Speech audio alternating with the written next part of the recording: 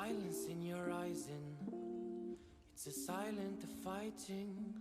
I see the lies in their mind and you can't decide cause they only blinding. Go away and go from the bad guys, follow my advice cause they're gonna be biting you. They're gonna kill if you let them through. Go, mommy, go now. I really don't want to see you cry. Mommy, go now. I really wanna brutalize, let him agonize, cause it's gonna be biting you. They're gonna kill if you let them through. Go, mommy, go now. I really don't want to see you cry. Mommy, go now. I really wanna brutalize, let him agonize, cause it's gonna be biting you. Cry, I know you've been loving him more than ever. Cry, I know you've been hurting you every day. Cry, but don't be afraid, cause he really don't matter. He will burn on fire. I see the violence in your eyes and it's a silent fighting. I see the lies in their mind and you can't decide cause they only blinding. Go away and go from the bad guys, follow my advice cause they're gonna be biting you. They're gonna kill if you let them through.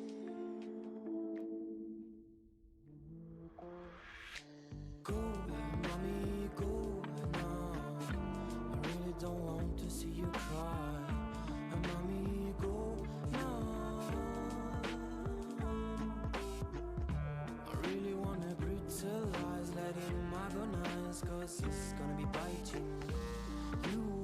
They're gonna kill if you let them through. Go, mommy, go now. I really don't want to see you cry. Mommy, go now. I really wanna brutalize, let him agonize, cause it's gonna be biting you. They're gonna kill if you let them through.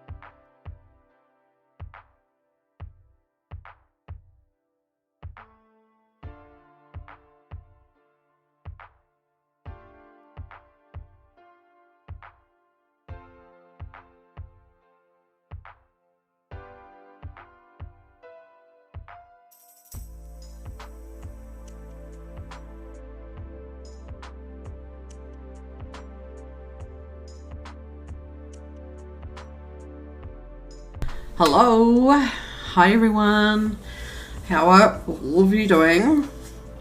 Welcome to Thoughtful Thursdays. I'm just finishing off a Instagram story post at the moment, so just give me one moment.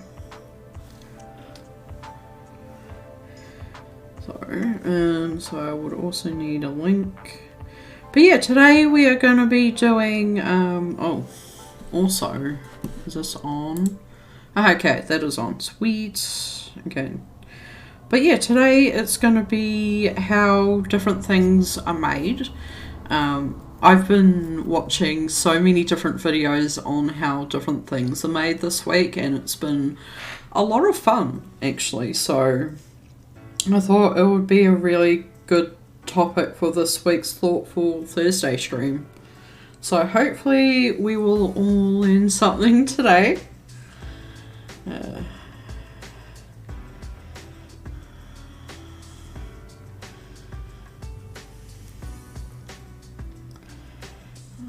that down. Okay, actually maybe...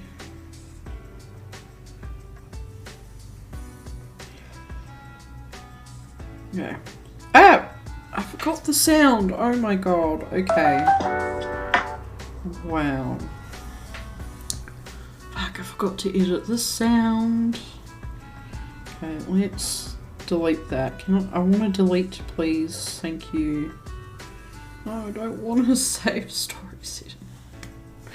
When I do talking videos, or for my Instagram stories, I usually mute the sound while I'm adding like captions and my link. And sometimes I forget to add the sound back in and I feel so dumb. So just give me 1 minute.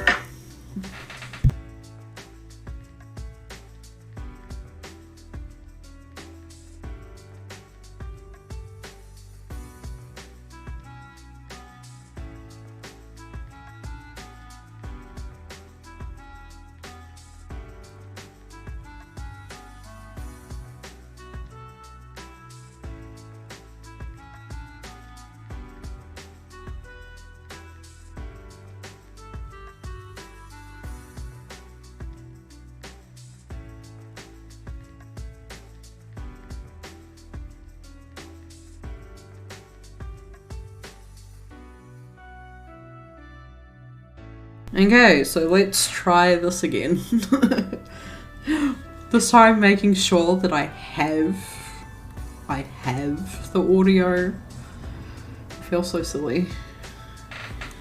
But yeah, I also haven't eaten any lunch today, so don't be surprised if I eat something. I do have food here with me. I did manage to get some food just from the cafe that's across the road from my house. So I'll be eating that maybe while we've, I don't know, watching a video or reading something. So yeah, but it's been a very busy morning. I had to go post a couple of things for the giveaway winners for the people who won those 2 paintings. So I sent 2 of those off, and I've also got to let them know that I've sent it. So instead,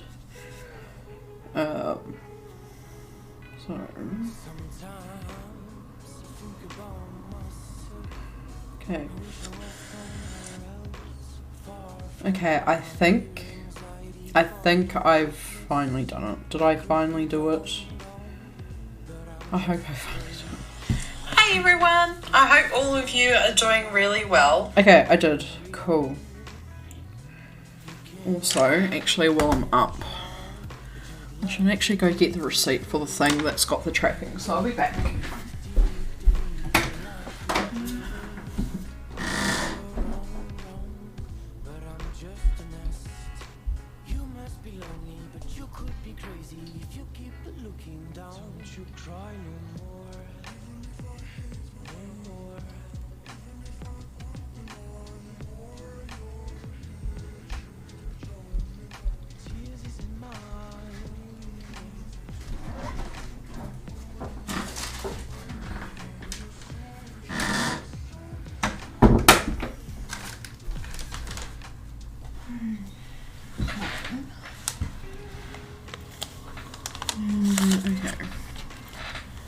So, let's see.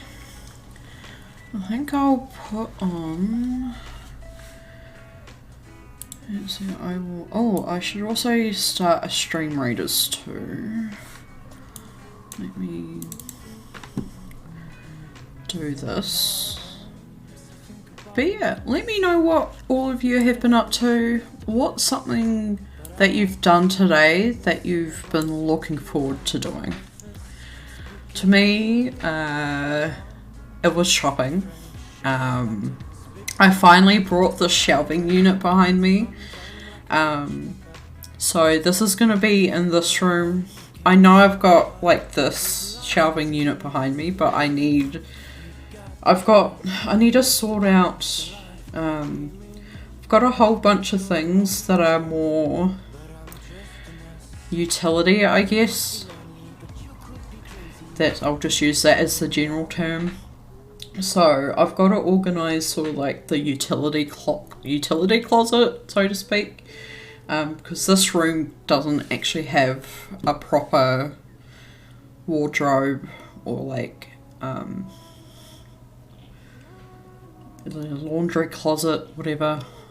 So I'm having to buy storage for this room so I can put things in. But in saying that, I also do have quite a bit of stuff in this room, so because it's a multi-use room, so but yeah, this will be used as like the utility space for this room. So once I built that, I'm gonna be sorting out this room and possibly reorganizing it depending on how things go. So I'm not sure yet. Okay, so that's that. I also have that and that. Do I have? Okay, no, that's fine. Okay.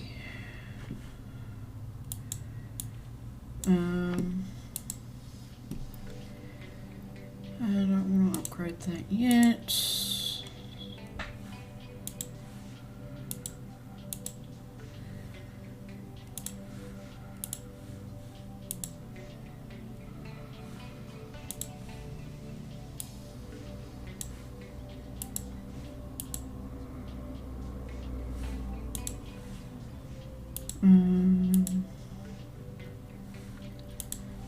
Okay, cool. Alright, so while that's doing its thing, I will bring you guys over here.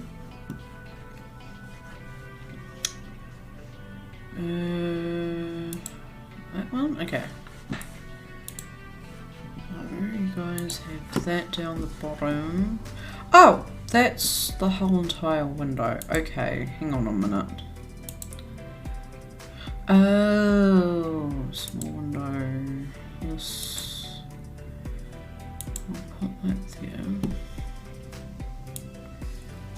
Because that's kind of like the window I want, and then I'll go. I am immensely confused.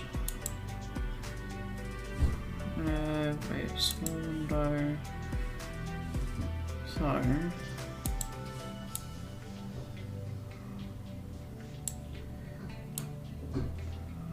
You guys there.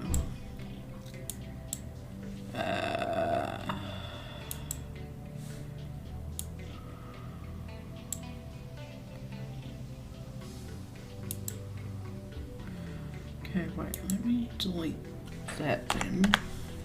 If I already have this. Okay, very confused. Oh. Okay, there we go. Alright, so let's... Okay, okay, so let's pause this. Do I have... Chrome? Must have it hidden.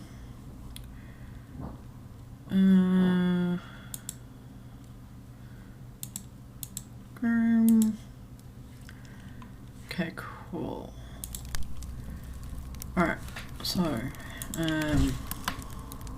marbles. I'll show you a marbles video that I was. I need to sit a little bit over. There we go. Okay. So, what marbles video was I watching yesterday? It was more like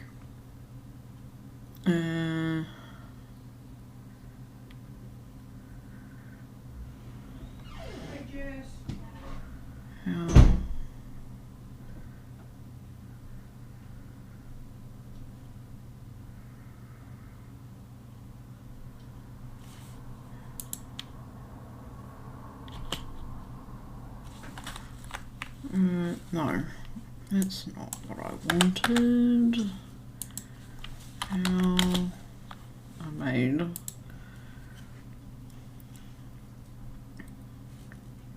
Yeah, this is the. Yeah, that's the one I was watching. How long's this one? Let's go with this one. Listen, there's a good chance somebody's trying to hack your.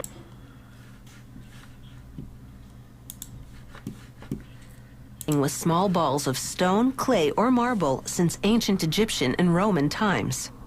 Today's marbles are actually made of glass and used for industrial tasks as well as games. Glass is not only inexpensive and durable, but also quite beautiful.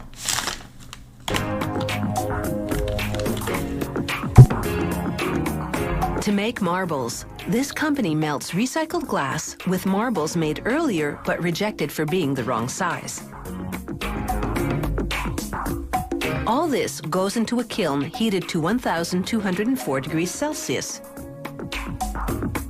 After 16 hours, they open a door at the bottom of the kiln and the molten glass flows out. 16 hours.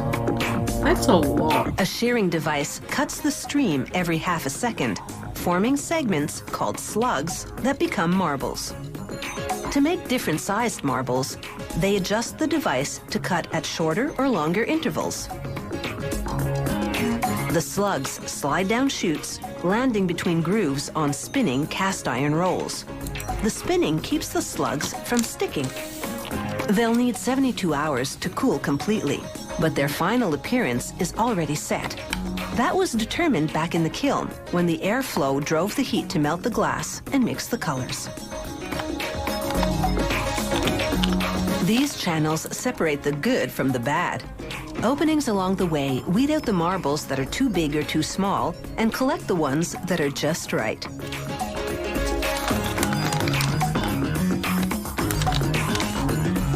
More intricate marbles are handmade. This craftsman first preheats some clear glass in a small oven. Then he breaks off a piece of colored glass. After the clear glass has melted in the furnace overnight, he gathers some on a steel rod, then picks up a chunk of preheated colored glass with it. He forms a knob and works the mass into a long string that's up to 5 meters long and thin as a noodle.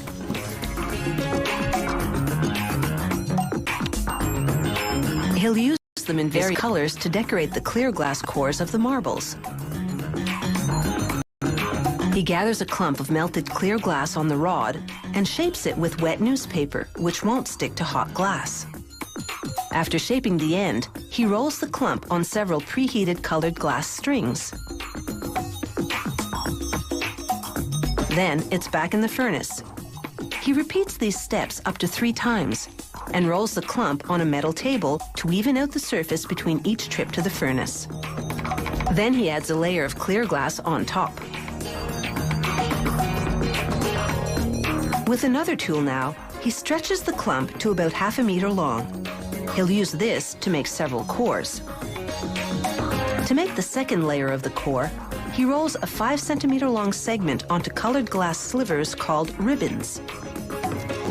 After rolling them in the furnace to melt them, he flattens the ribbons with pliers and snips off the excess at the ends.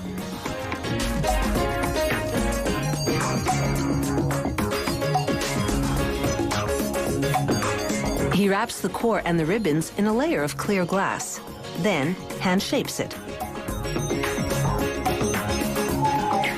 Now he rolls the core on more glass strings. Then it's back in the furnace to meld them. He adds one more clear glass layer, and the inside is finished. That's a total of 6 layers for this marble. Other models have fewer or more. The craftsman shapes the glass with several metal and wooden tools.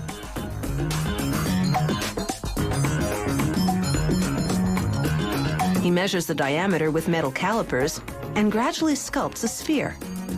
He'll make up to 5 marbles from this segment, ranging up to the size of a golf ball. After scoring the glass with a knife, he places it in the open end of a pipe to hold it. Then he gently taps the rod, which breaks the glass and releases the sphere. He melts away the bump left at the spot where the glass broke. Next, the marble goes into an oven at 530 degrees Celsius. The oven slowly cools overnight to strengthen the glass. Clearly a cut above, this eye-catching, handcrafted marble is already an objet d'art. What does that word mean? Is it like, does it mean good? What does that mean? I don't speak that language. Okay, what? I have one more message to send. I mean,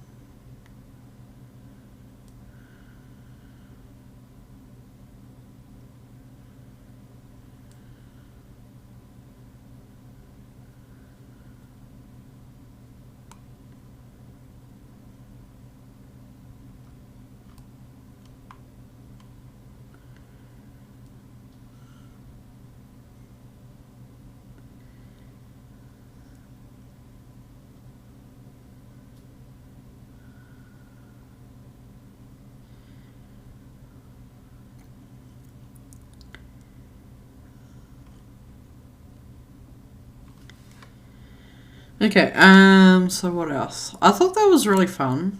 That's not the one I watched yesterday, but it was still quite interesting.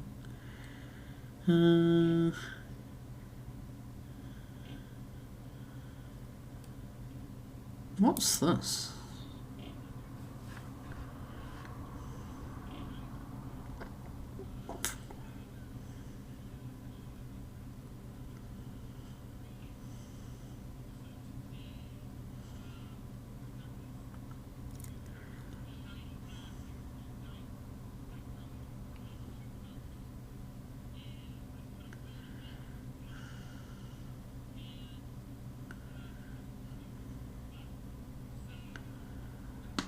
That is so cool. Oh, you guys can't even And hear I it. just use. Sorry. I just. I didn't even Hi there, my realize name's John you guys Gibbons. could Today hear we're it. going to be making a dichro marble. You can see my other marble videos. I show you how to make rainbow marbles and marine marbles. And so today, I've got this beautiful shiny glass here. It's called dichro. Dichroic means 2 That's colors. so cool. And I put a little bit into the marble, and it's beautiful. People love it. So I cut the dichro into these smaller usable pieces, and then I just use the smallest piece for the marble. And I've got some heating up in my oven now, so let's go make it.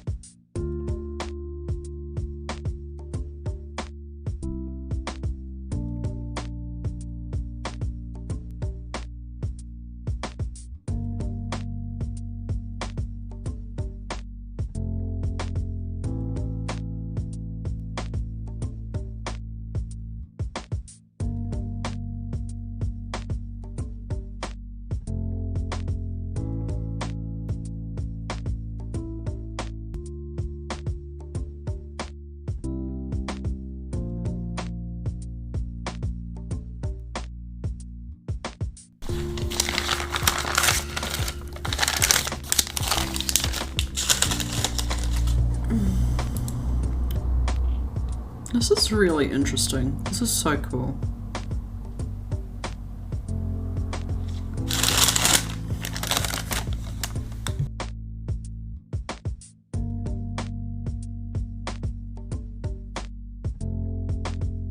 I wonder how long it takes for people to learn how to do this.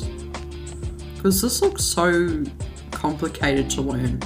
And especially when you're using like really hot equipment as well.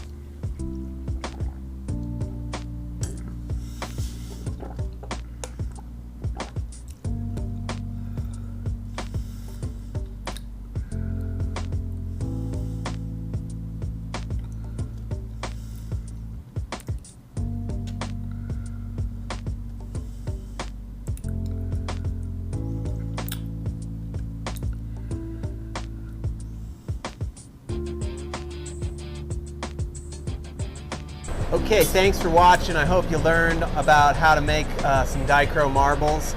And I think the hardest part for me with making marbles or learning how was figuring out how to just touch the glass really gently to get it into shape.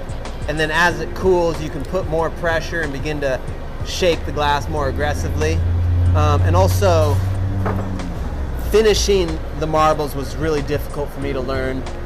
You gotta just slide the graphite over the glass really gently without knocking it off the marble holder. Yeah, I can imagine. So yeah, if you're interested in buying any of my marbles, you can see the link in the description. And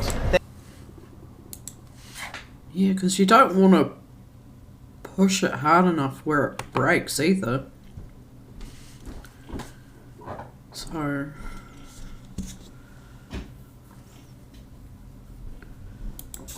what was this?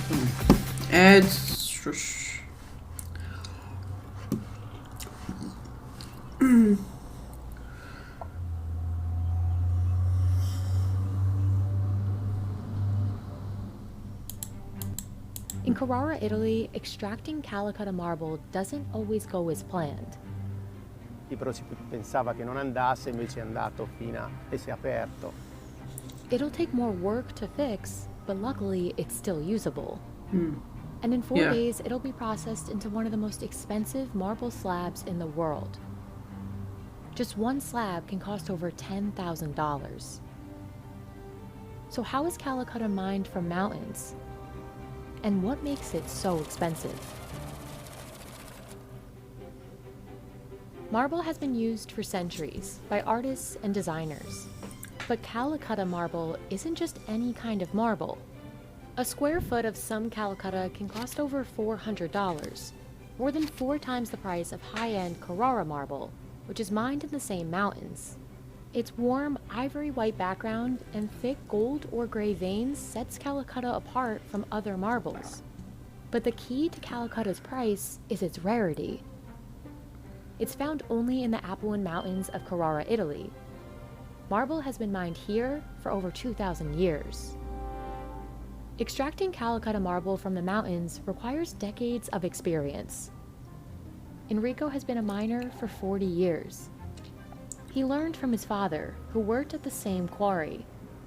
Ci vuole l'esperienza, ci vuole la visione della cava, i difetti, i fronti di cava, stare a vedere. It's important that miners have a trained eye and are precise. They need to work around the mountain's defects to avoid the risk of the marble breaking. These flaws affect where the miners can extract, how much they can extract, and eventually, how much they can sell. Per il taglio del blocco, per tirare fuori il blocco, si cerca dei segni nel monte, nella bancata, nel fronte, o un difetto, o un tipo di macchia, o saprei un finimento, sono tutte cose che fanno parte della cava. Despite Enrico's care and attention, he doesn't always get the result he wants. Come abbiamo visto prima, che magari quando si ribalta si stacca un difetto che magari si prevedeva, però ci può essere anche di dietro che non lo vedevi. Quindi quando si ribalta la bancata, la criticità può essere quello lì. But before they can detach the block, they have to drill and saw. In the first stage of extraction, miners use drills to make strategic holes in the mountain. They then run diamond braid cords through these holes, cutting the marble into a block. The machinery is kept wet to protect the marble as chainsaws help detach the block from the mountain. An average block is 12 cubic meters and can weigh 36 metric tons. That's really heavy. It's then carefully loaded into a truck, which brings it to a processing facility. Here, the Calcutta marble blocks are sliced into slabs. At this stage, processors can't afford to make a mistake and risk ruining the rare marble delivered to them. They mount over 100 very thin blades onto a wet saw, and the cutting begins. The saw cuts slabs as thin as 2 centimeters. Then they're prepared for shaping and polishing. The slabs are first sanded and pretty smooth. Then they're prepared for resination, or the application of resin to fill any cracks or holes in the slab. It's also used to attach broken pieces, like the ones that cracked at the quarry. Questa è in pratica il blocco quando è arrivato giù che ha il materiale, che noi resinandolo lo rendiamo utilizzabile. And with marble as rare as Calcutta, one mistake can have a big impact on the quality and final price of the slab. La fase più importante in pratica è tutta una fase importante. Se la prima fase non è stata eseguita correttamente, successivamente le varie fasi non vengono eseguite correttamente. Quindi dobbiamo iniziare da subito, dalla prima fase, a farla correttamente. Quindi la lastra deve essere omogenea, levigata su tutta la sua superficie, nella larghezza della lastra, anche sui vari 4 angoli. After Sergio checks that the resin was applied evenly, he moves it under UV light to dry. These steps ensure that the slab has no flaws. Dopo il materiale viene posato per pavimenti, rivestimenti che diventerebbero neri, quindi prenderebbero lo sporco e perderebbe poi il valore la lastra. Then the Calcutta slab reaches its final stage. It's honed and polished until it almost sparkles, becoming, as Sergio says, shiny to the eye. It's now ready to be sent to the buyer. Calcutta is extracted and processed on a per-order basis. Producers consult the customer every step of the way. This way, the Calcutta is perfectly customized to the client's needs, because once it's fully processed, there's no going back. Yep. Even with these risks and high costs, customers still want Calcutta. Our customers prefer Calcutta because it's a luxury, it's a high-end product, it's timeless, and it's classical. It fits very well with any kind of furniture. White marbles like Calcutta are more desirable because they have fewer flaws than darker marbles, so they require less maintenance and repairs. Calcutta is in even higher demand than other white marbles like Carrara. The veins look crisper, less faded. There are generally fewer veins in Calcutta, making it easier to incorporate in exterior and interior design. And it has a softer contrast than other high-end marbles, like Statuario, which has a milky background, darker gray veining, and fewer changes in color. This is a typical use of Calcutta. It is made in this case to make kitchen countertop, and you can see the typical Calcutta vein. But certain Calcutta is even more expensive. Calcutta Gold, referring to the vein color, is especially hard to find. While standard Calcutta can cost over $10,000, a Calcutta Gold slab can reach more than $29,000. Wow. That is Specific so pricing is expensive. considered an industry secret. Memo says selling isn't an issue. In the last 40 years, demand for Calcutta has actually increased. And even during times of crisis, people have had a big desire for this type of material. But this growing demand isn't welcomed by everyone, especially Carrara locals. Sawing extraction techniques have led to slurry and waste being carried to nearby environments through runoff water. This has impacted local groundwater and the people who need it. And environmentalists warn the overexploitation of the mountains will only make things worse. But that hasn't shaken demand for Calcutta, or marble in general. The global marble market is estimated to grow to $68.5 billion by That is so 2027. much money. So Calcutta will likely remain one of the world's priciest natural resources. Yeah. I like the look of marble, like especially on countertops, and some other furnishings. But yeah, it can be very pricey. And as you just saw, like, you've got to consider the waste factor as well. So you can't always pick and choose what you want sometimes. And like, if you're gonna get it at whose expense as well. Okay, marble.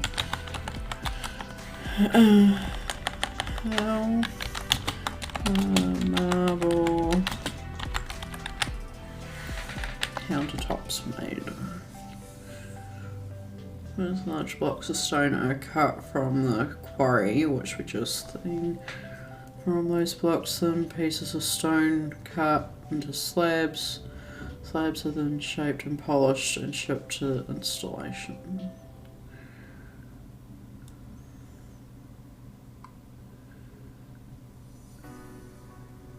Actually, looking at granite, what is the difference between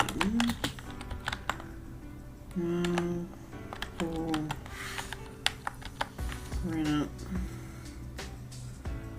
Oh, okay. I can kind of see.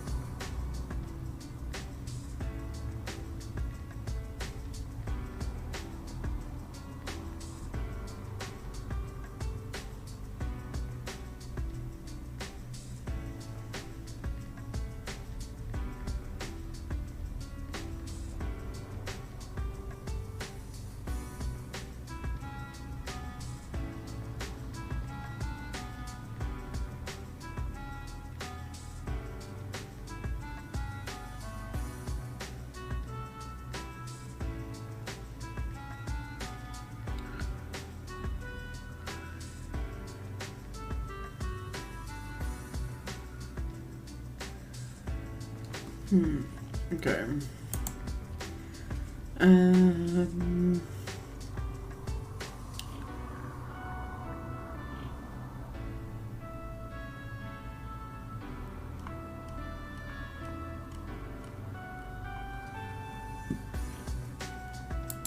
Oh, I actually want, you know what, let's watch a housing video because, no,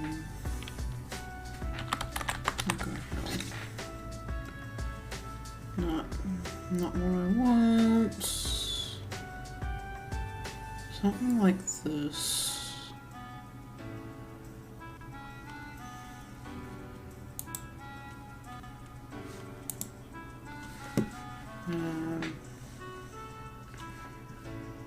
Let's see if I can find, like, because his videos are on average about half an hour long.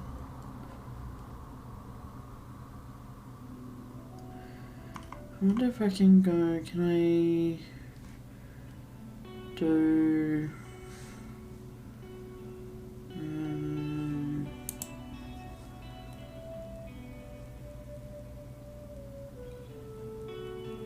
I know that most of the houses that this guy shows have like a lot of marble or stone countertops, so I thought this would be like a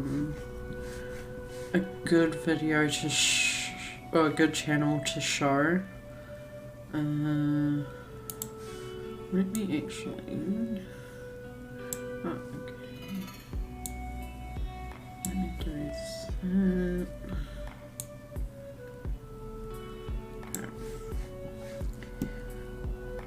But like I said, I don't want an extremely long one.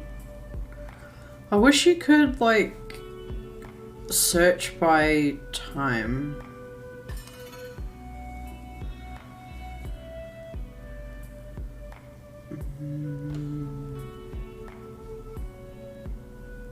And we probably won't even... Probably doesn't really matter because we don't have to watch the whole video either.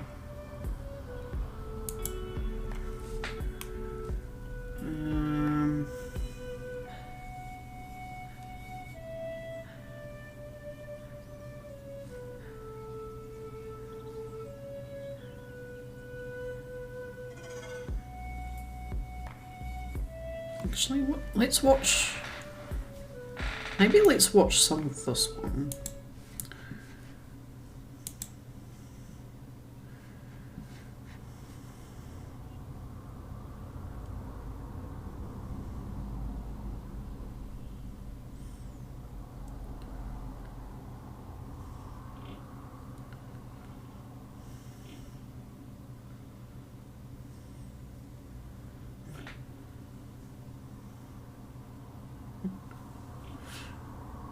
Okay. So about 8 months ago, I saw this photo on Instagram of this infinity edge pool looking at Lake Como. I had to dig up a little bit. I researched and I found this property. I was like, oh my God, this place is beautiful. I have to find a way to get in. They were open to the idea of us coming here to tour the property, but since we are already in Lake Como, I suggested that we stay here for a couple of the nights and we can give everybody the full experience. Lake Como is a magical place. Great Surrounded view by majestic too. mountains and secluded Really good villas, view. Como provides the perfect backdrop for experiencing Italy's natural beauty and culture. And nestled in the mountains, high above the lake, lies Villa Peduzzi. 3 days was all it took for us to fall in love. Was it the food? Sono Luciano, sono il resident chef di Villa Peduzzi. Or maybe the culture? Maybe it was the friends that we made. I think the property really lends itself to creating really nice memories with people. The overall experience was freaking amazing. You leave your issues in the city, you come here, you forgot all your problems. That's the feeling that I had when I came here.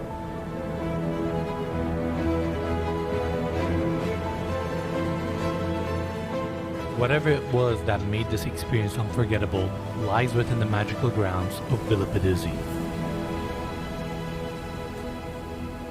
Looks like a really nice place.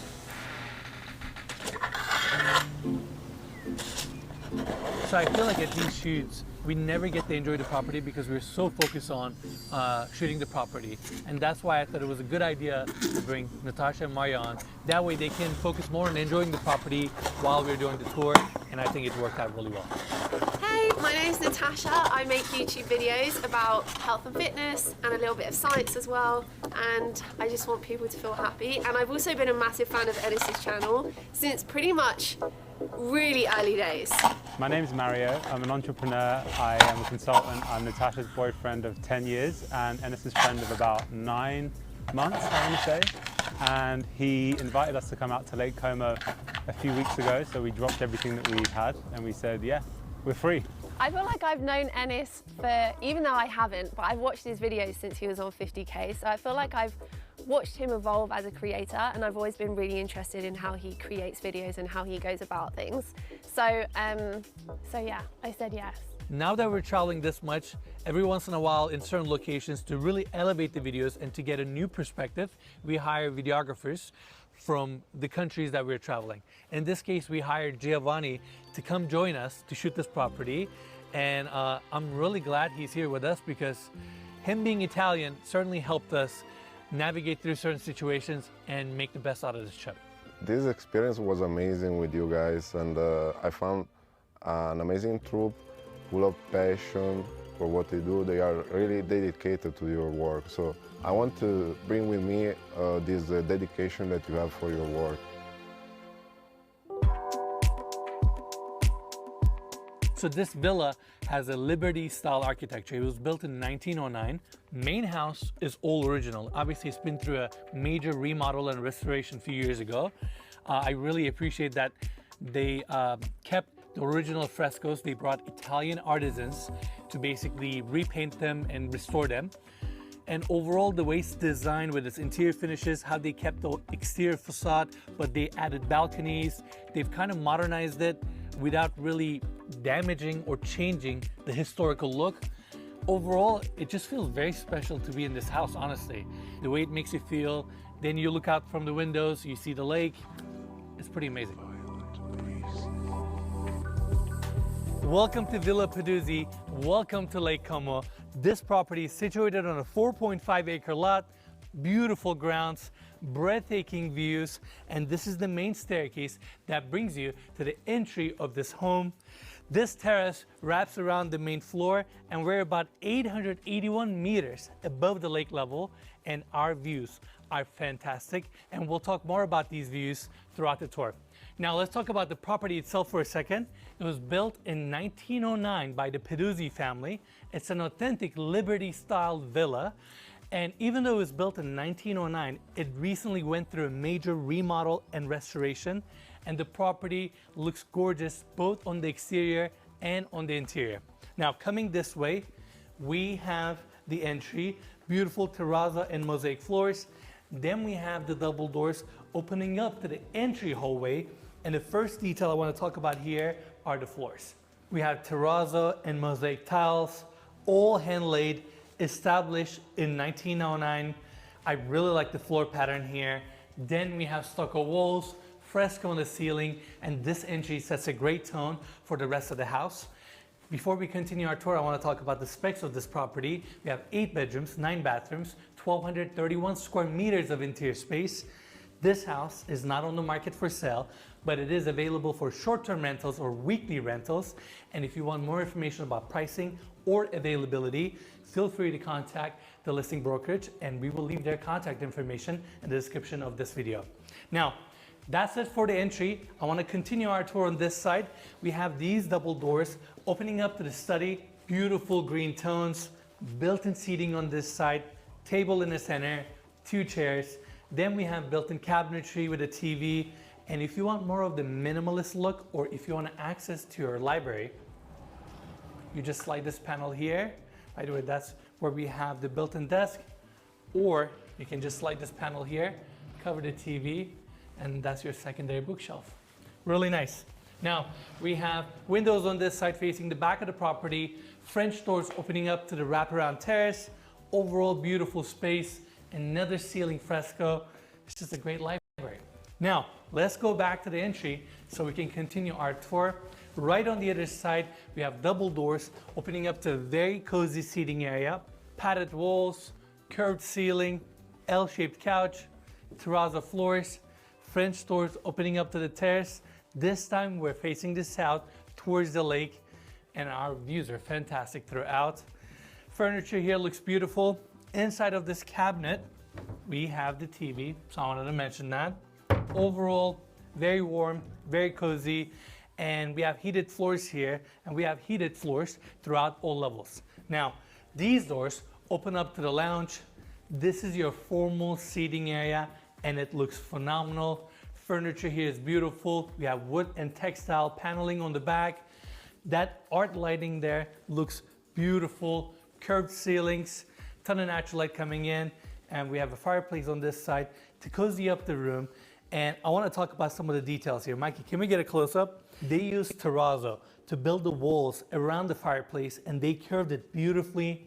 On the bottom, we have this marble piece, and the fabrication, curvature, looks stunning. And we're going to see these curved lines throughout the property with the accessories, furniture, and details. So I wanted to mention that. Now, we have this section opening back to the entry hallway, but before we go there, I want to take everybody this way.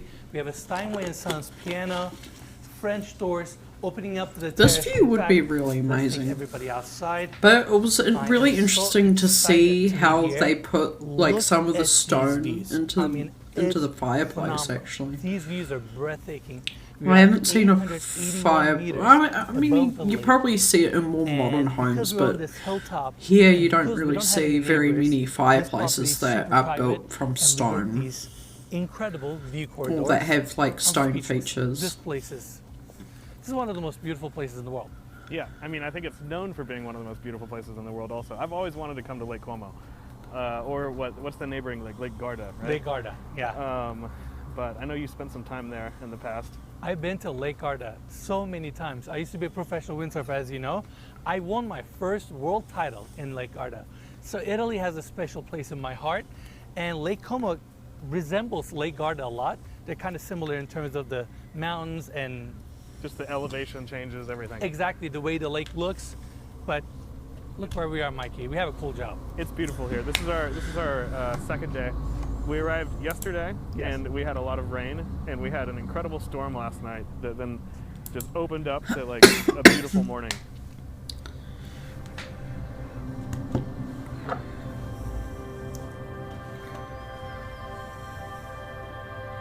What was it like waking up to this view this morning? Unbelievable. It's so peaceful. Like, air is so clear right now. And lake is super calm. You can see the mountaintops.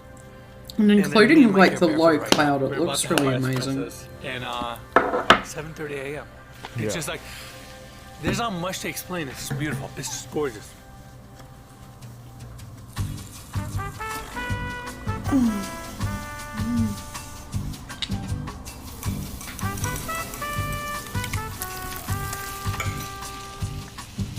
This one is cherry and strawberry. Amazing. How crazy it is. Like, some people rent this and they just enjoy it all day. Can't imagine. Can't imagine. Breakfast in the morning. And what's your favorite part of breakfast? That's a good question. It's nice, like, we get to eat it. It's not like the most lavish breakfast, but it hits the spot. We have eggs, we have granola, good company, good vibes. And we've been waking up early here. Honestly, that's been my favorite part. It's just like waking up at like 6:37, going outside and just vibing out, you know? What was my favourite part of breakfast? I actually think it was the company. I actually think cappuccino is amazing as well. Because cappuccino, company, and Juicy then croissants. Juicy croissants. Company, cappuccino, croissants. Juicy croissants. I'm really excited for today. This is gonna be our busiest day. We're gonna do the main walkthrough. We're gonna get most of our shots. But already, we're off to a good start.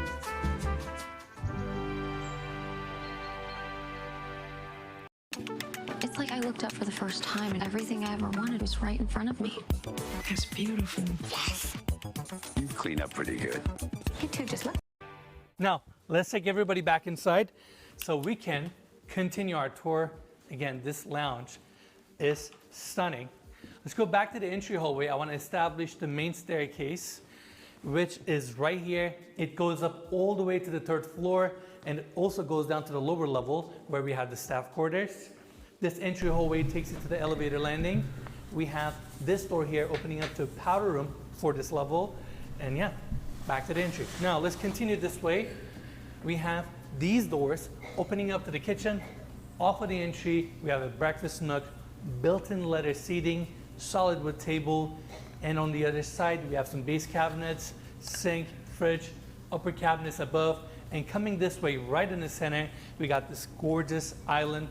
Now, even though this is a rental property, I'm gonna talk about its architectural details because this is one of the coolest homes we've ever toured on our channel. And I don't think I've ever said this before, but I feel like if I were to design myself. But yeah, it seems like a lot of the marble seems to be used like this. I've seen some of it used for floors and some walls as well, but more often than not, it's been more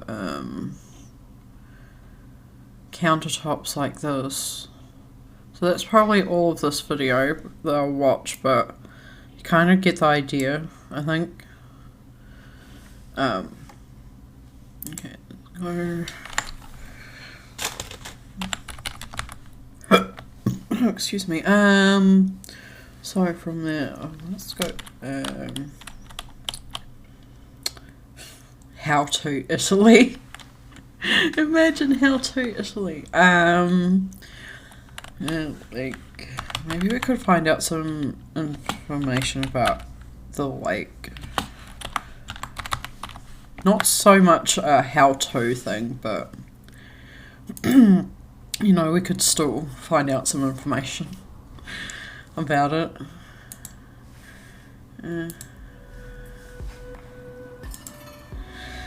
Oh shit, I actually won.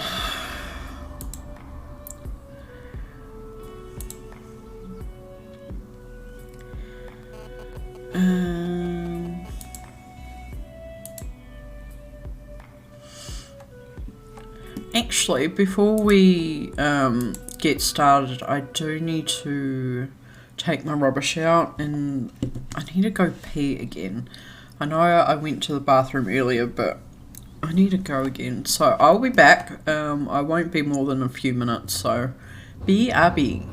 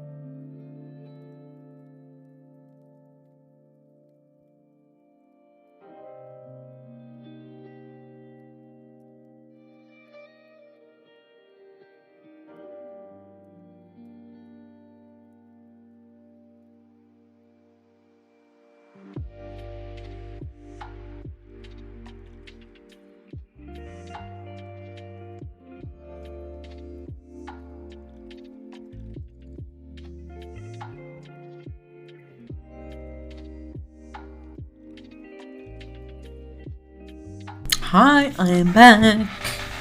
I am back.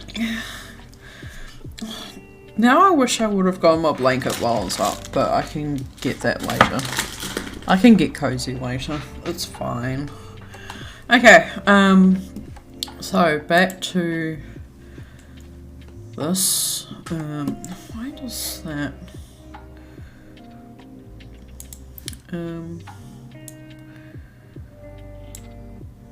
Okay. Oh. No, wait. I know why.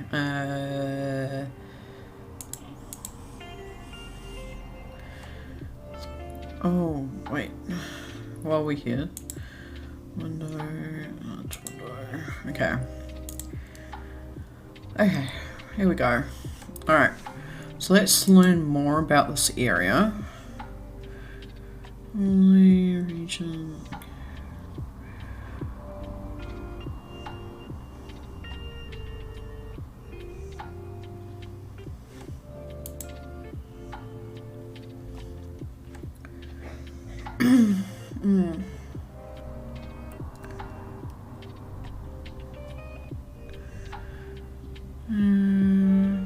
It's a lake of Glac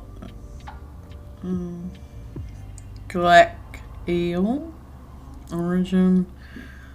Actually, it has a area. There's a lake of glacial origin in Lombardy, Italy. I don't know how to say that word properly. It has an area of 146 square kilometers, which is 56 square miles, making it the third largest lake in Italy after Lake Garda and Lake Maggiore.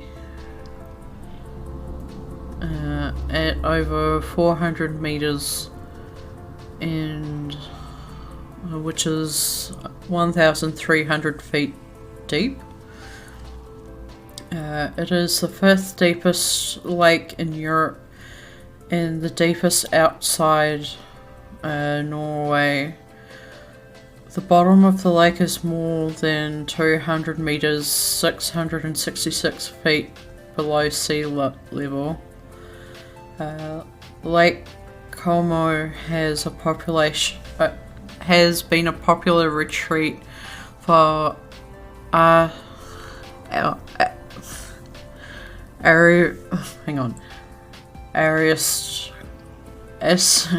know how to say this word, but reading it is like, wait, what is this? Aristocrats and wealthy people since Roman times, and a very popular tourist attraction with many artistic and cultural gems. It has many villas and palaces such as Villa Olmo, Villa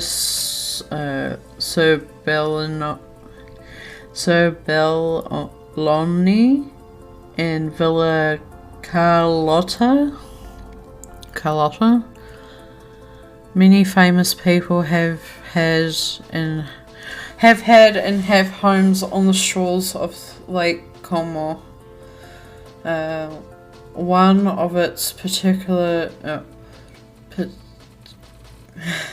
particularities is its Y shape, which forms the Latin triangle,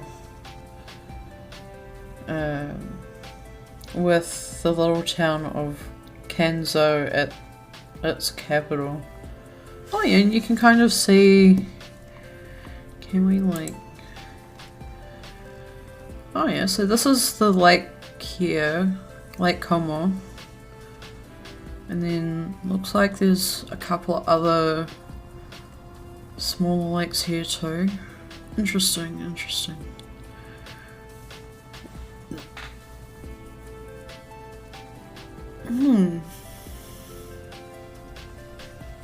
Okay.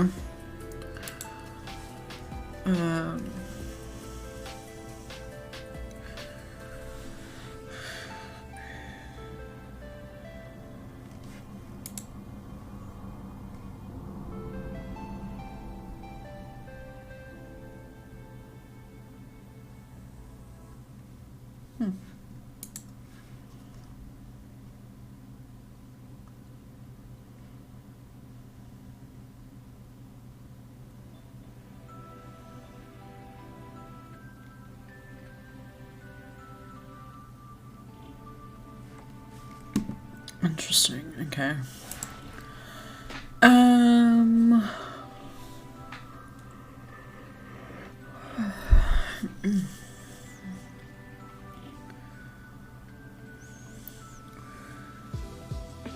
Definitely looks like a nice view. Looks so good. Let's see, maybe we could have a look at Goggle. Not Goggle. What the fuck?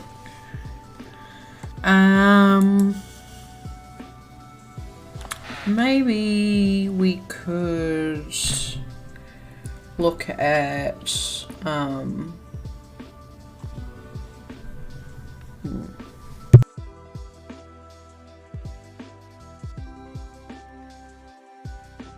So I'm also just trying to figure out again where to put my, because I can imagine it's I don't know if you guys are annoying hearing the clickety clack of the keyboard or not, but I'm trying not to have it so close to my face either. Italian. Let's do the capital I because it's a place, I guess. Not I guess, I know. Italian culture.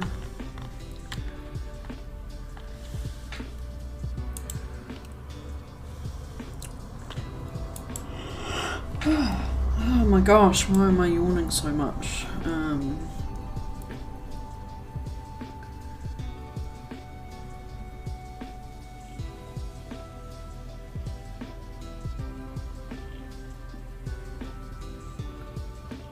What the hell is going on over here?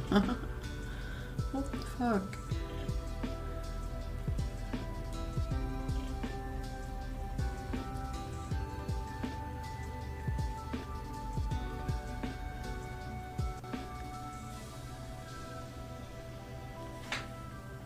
Okay.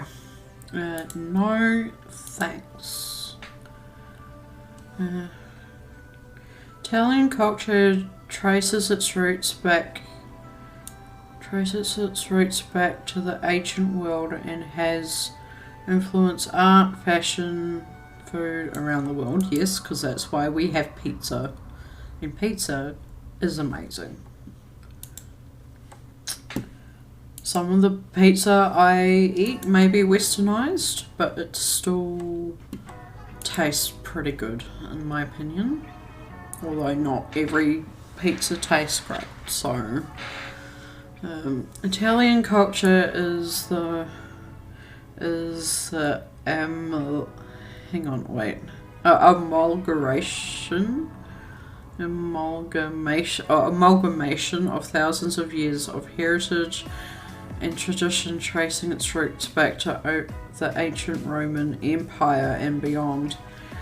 Italian culture is steeped in the arts, family, architecture, music and food.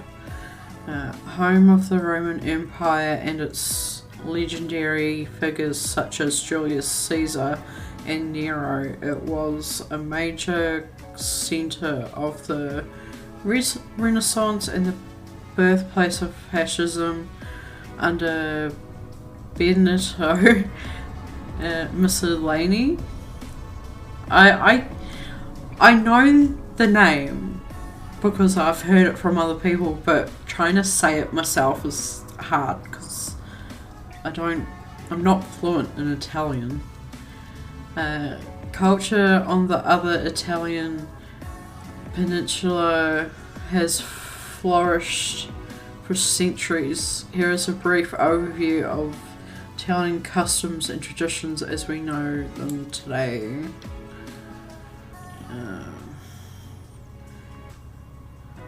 Okay, so there is family in Italy, language, population. I guess this would be like a brief history, but it seems like a lot. So if you want to read more of this, I will put it into chat. So I'll put it there for you. And yeah, let's see.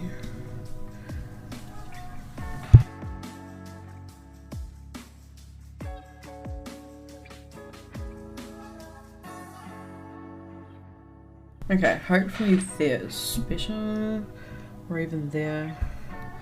Okay, maybe there is better, I don't know. Okay, well, what is business?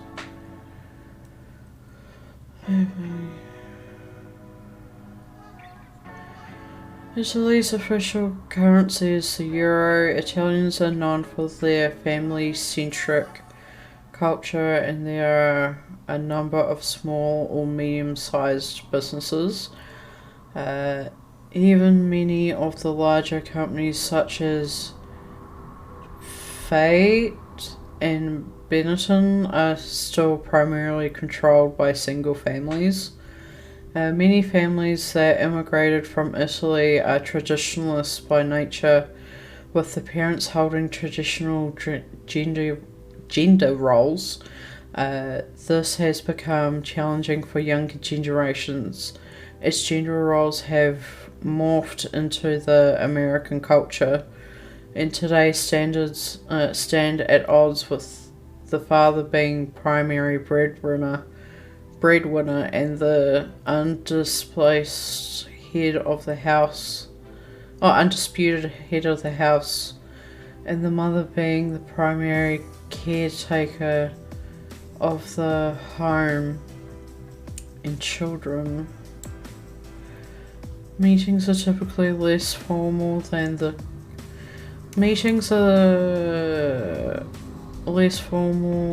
in countries such as Germany and Russia, and the formality structure can give way to a bit of chaos and animated exchanges. Italian business people tend to view information from outsiders with a bit of a wariness. Never heard of that word before. What is this word?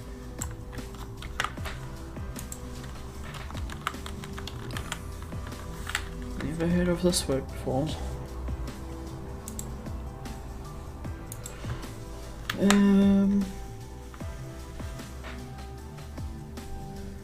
Oh, wariness. Okay. Never mind. Then yes, I have heard of it. Just worried. What the hell? And prefer verbal exchanges with people that they know well. Okay, so that's an example.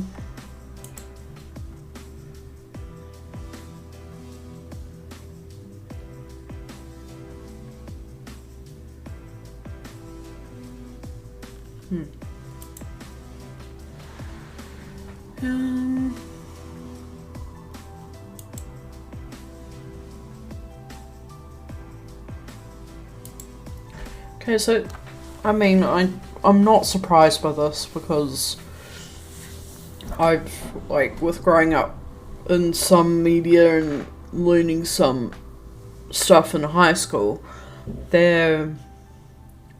most Italian families do have that traditional family aspect and have a religious side as well.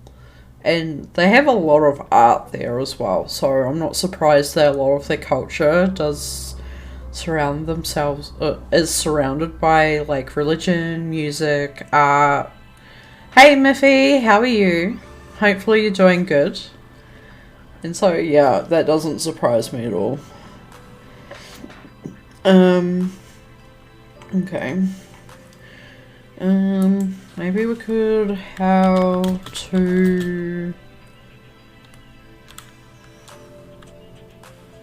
Oh, actually, I know I'm going to YouTube a lot to watch videos today, but I was gonna say how to build a house, but there is also I know that there's log cabin building videos that I want to show as well. Oh, doing good, thanks. I'm tucked up on the couch, was playing Minecraft, finishing off a castle. Nice. I haven't played, I've played very little of Minecraft and I haven't really gone back to it since I've brought it, so yeah, I've no idea how you're building a castle or anything in that regard, so yeah. It is pretty chilly today. I don't know what it's like where you are, but it's definitely very cool here. I started playing and was like meh, but now I'm addicted. Yeah, I'm kind of like meh. Meh. What? What? Why was your hand in that? I have no idea.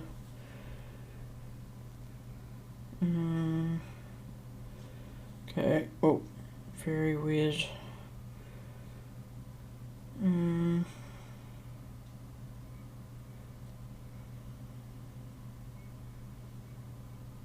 Get rid of that.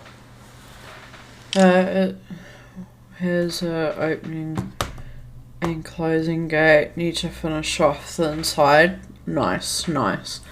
Well, it's good that the exterior is basically finished. So that's good. Oh, that's like 40 minutes long.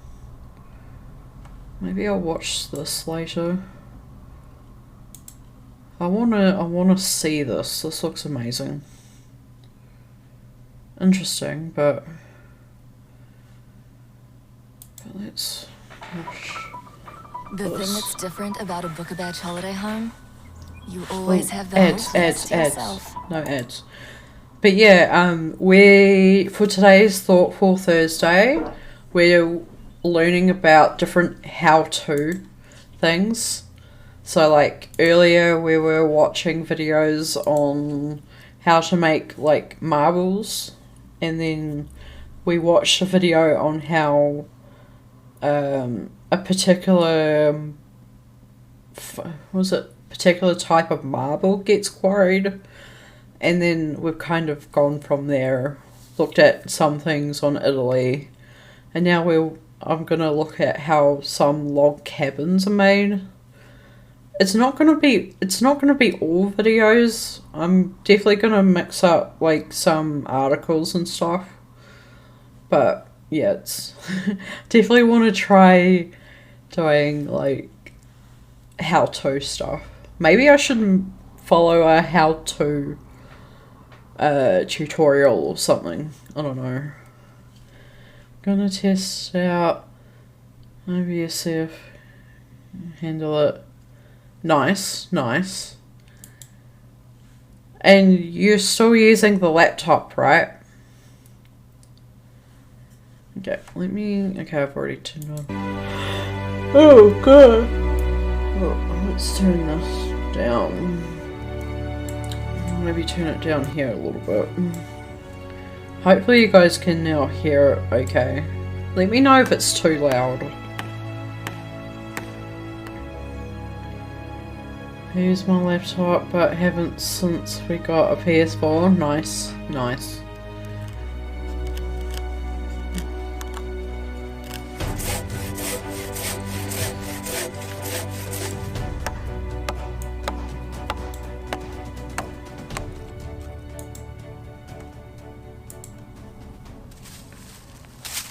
I have so much Lego. I think I should have a Lego sale.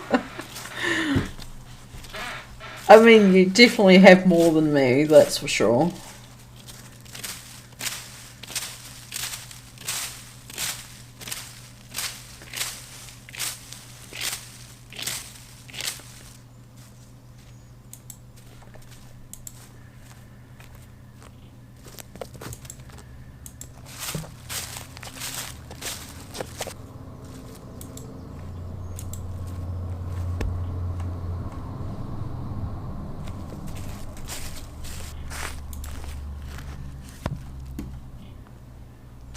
Oh, more sets. That is a very large collection, I must say. Definitely very large.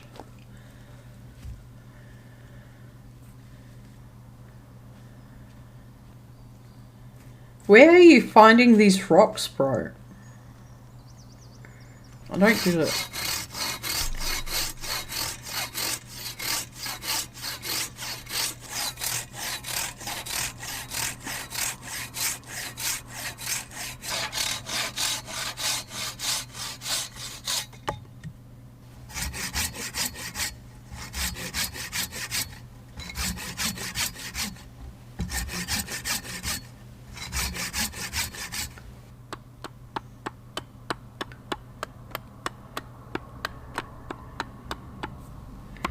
Hamilton, we joined a group of people who collected Lego, sold 2 sets to buy a laptop. Nice, nice. Yeah, sometimes that's the way to do it. It's a good way to do it.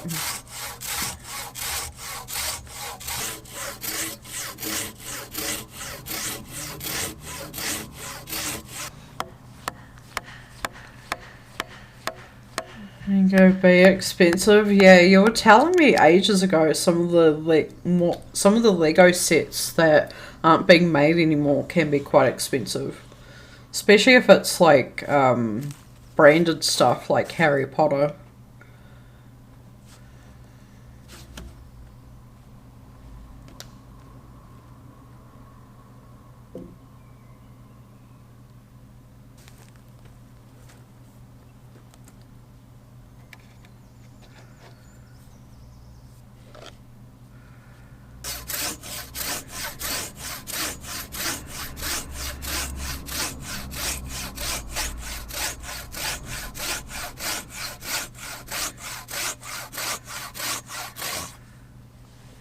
When it came out, now it's $600, yeah. But people really like Stranger Things, though. So I'm not surprised that's popular.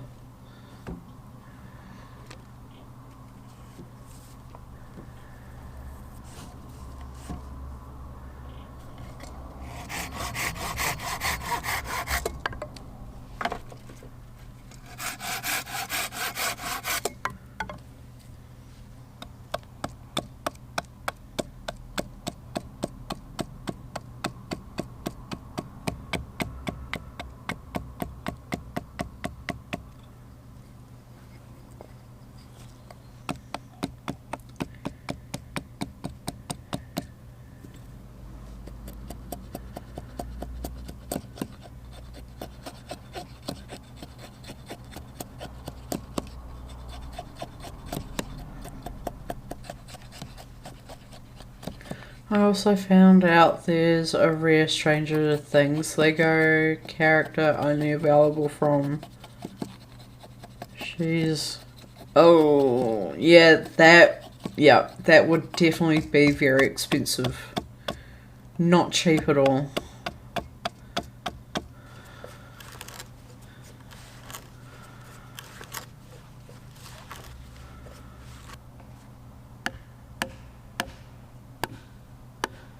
Okay. I mean, neither can I. I can't always spell either, so you're not alone.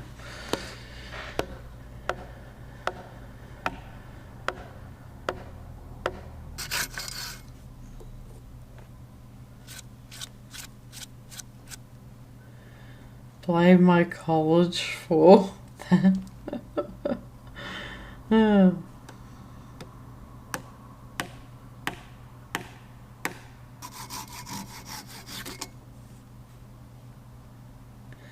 Oh, okay. So he's like adding pegs every few logs to keep it in. Okay. Cool. Cool.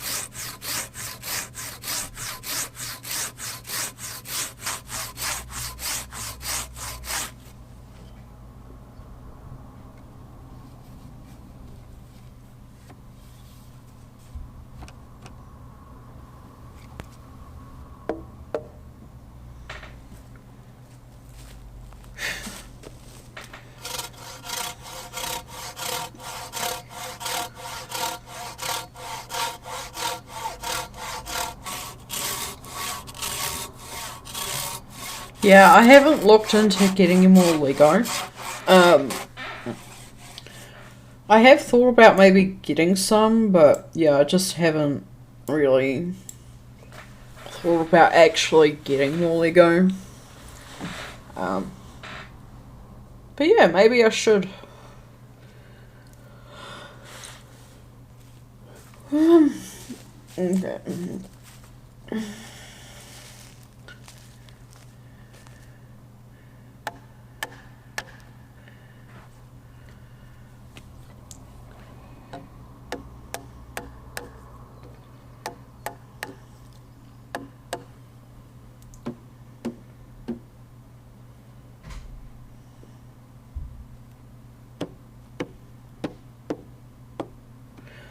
On Twitch, Build Lego, they have a great community. Yeah. I follow someone who at least once a week builds at least something to do with Lego. So a lot of the Lego he seems to get are from op shops or dump shops, you know, from people who just don't want the Lego anymore. So sometimes you'll find him like literally sorting out the Lego he's gotten. So that's pretty cool. But that's not his whole entire content. It's just like something he does every now and again. Been lucky enough to find Lego in an op shop, yeah. I have seen it occasionally, but it's not like a... In saying that, he lives in Auckland, so I mean, I think a lot more things get discarded in Auckland.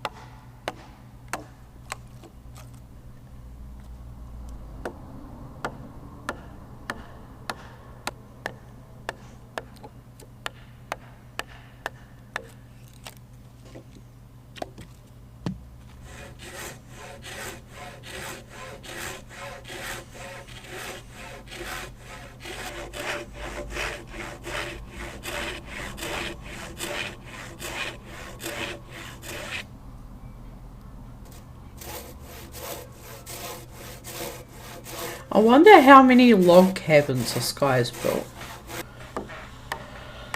Must be a few.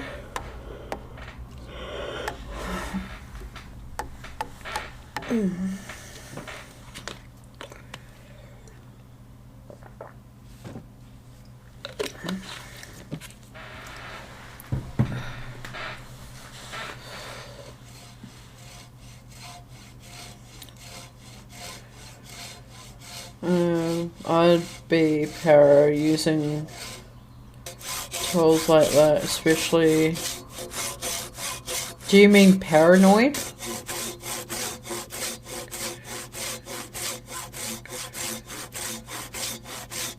Why would you be paranoid about using these tools? Is it like paranoid about dropping them or like hurting yourself or something?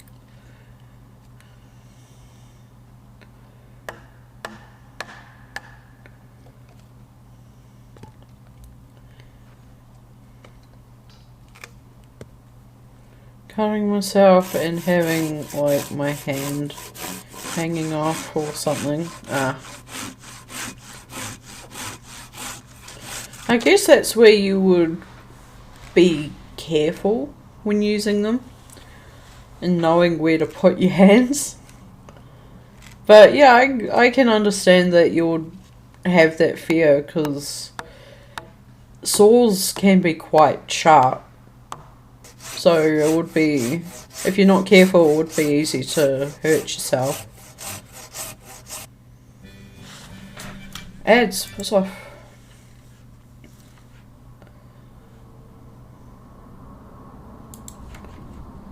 That is it for this video. What? Thank you very much. This is episode 1. Building a cedar log cabin using either, I don't know, what I need help with right now is I need to reach out to you guys, everyone watching right now. My question is to you, would you thatch it or would you turf roof it? Remember, I've already thatched the building with Mike last year. It worked really well. We didn't use any... I've cutting myself and having like my hand hanging off. I'm clumsy. I've broken both my legs and an arm. Oh no. Oh no. Yeah, because I remember I remember when you last told me you'd broken your leg, like recently, and yeah, that must be tough. That must be tough. Can I stop yawning now? Like, I'm trying to learn here. Me? What am I doing? How is Lego made?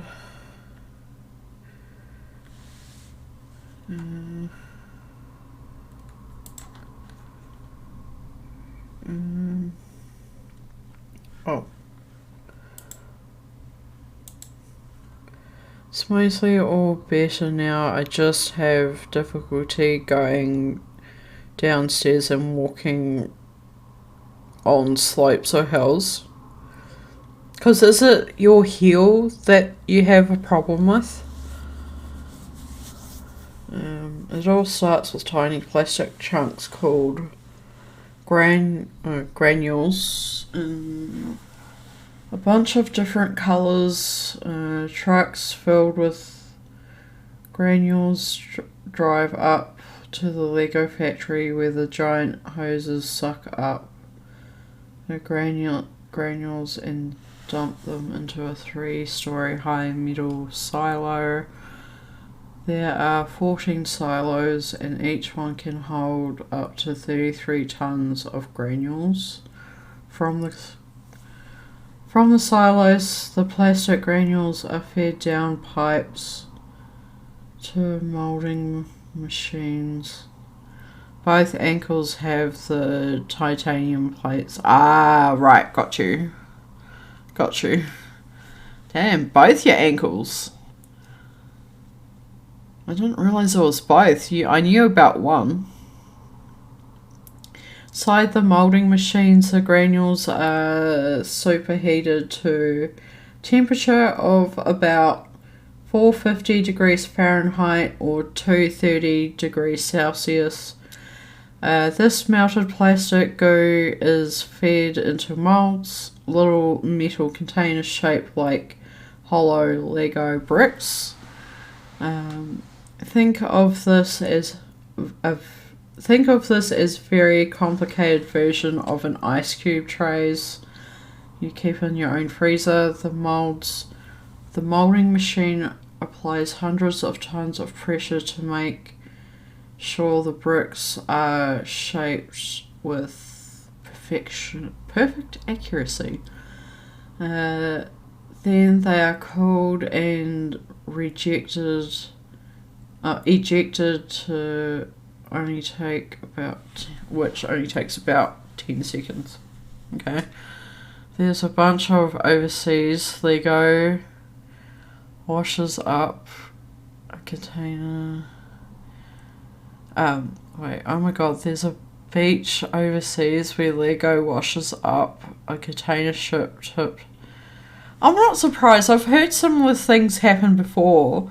I remember ages ago, I can't remember how long ago, but I remember there was a container ship that was carrying rubber ducks had tipped, and all these rubber ducks just started washing up in different countries and stuff, or like on different beaches in the area, and I thought that was quite interesting.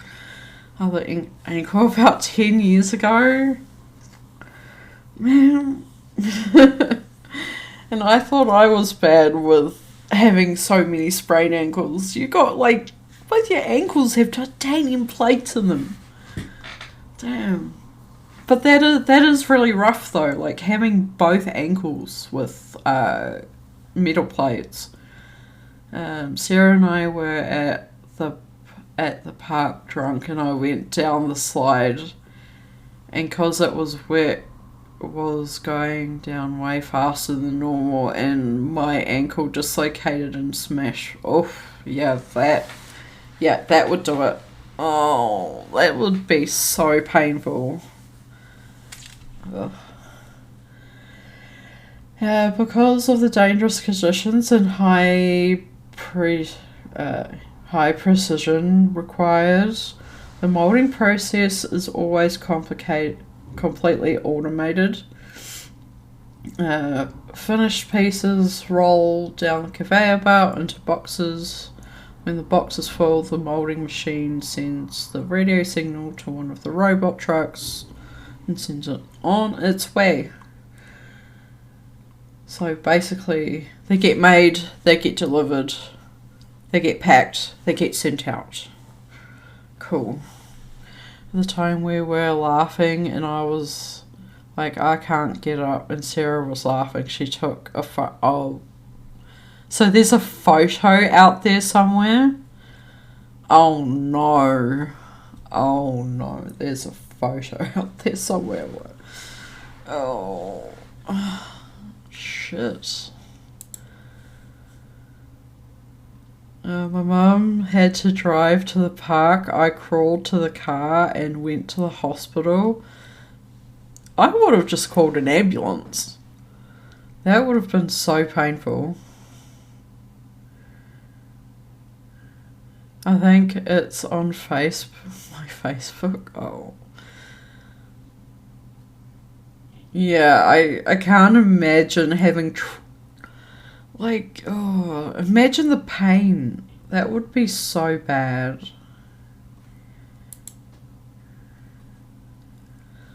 Oh yeah, that's right. There's a Lego documentary. I forgot about that. Documentary. I completely forgot that there was a Lego documentary. Maybe I should watch that sometime off stream or something.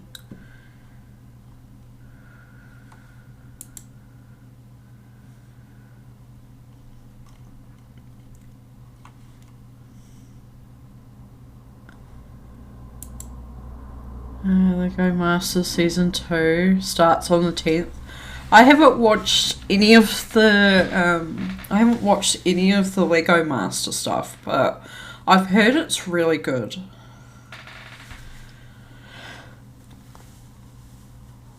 Okay. Man, tired. How is Lego made in a factory? It is good. We know a couple of people on season 2. That's so cool that you know people on the show. That's so cool.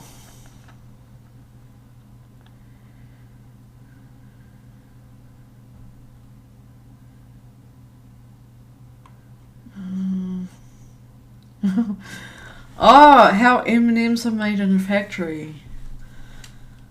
Let's watch this one. I know this is very random, but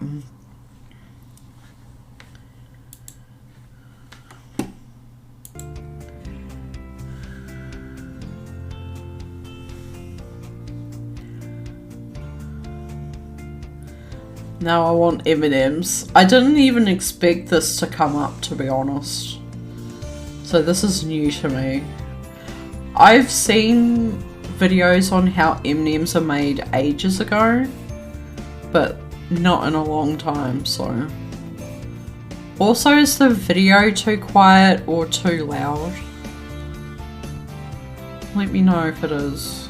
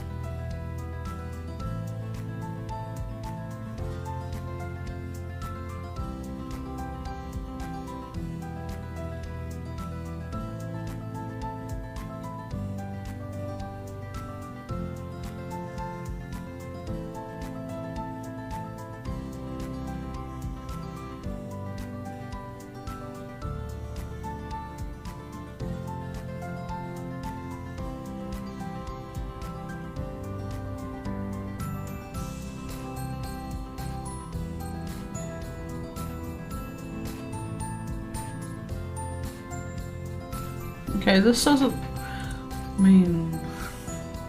I like this video. This video is cool because it's got minimum talking, but at the same time it's like it's not really explaining exactly what's happening, like what's going on. It's just like, okay, so what is happening? Like,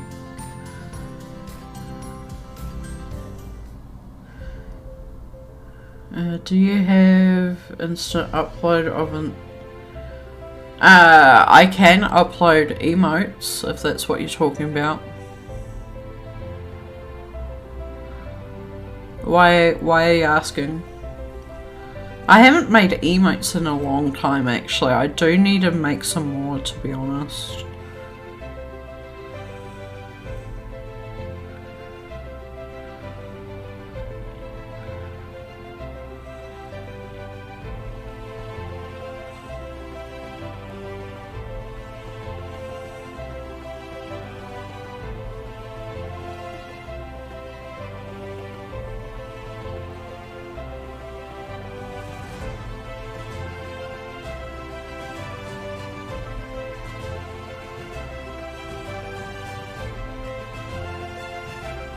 I haven't done enough streams yet to unlock it, so I have to wait ages for...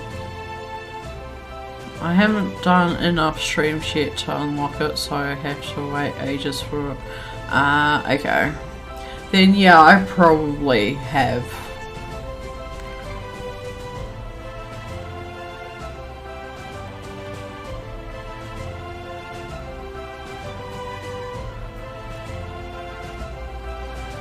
Okay, so what is this thing? So I've done M&M's, and what is this?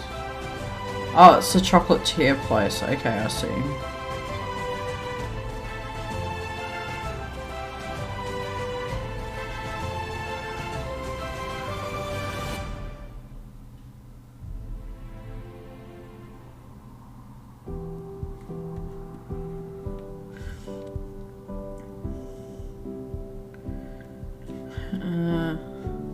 So these are cool. Yeah, I've been meaning to make more emotes for a while. I just haven't really been inspired to actually make them. Or when I want to make them during the week, I'm just too tired from work.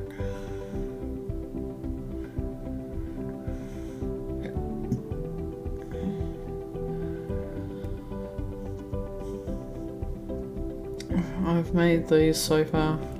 Nice, nice. Fair enough, yeah. But I do want to do it though. Just because like the original ones that I've got are the ones I made like when I first became affiliate.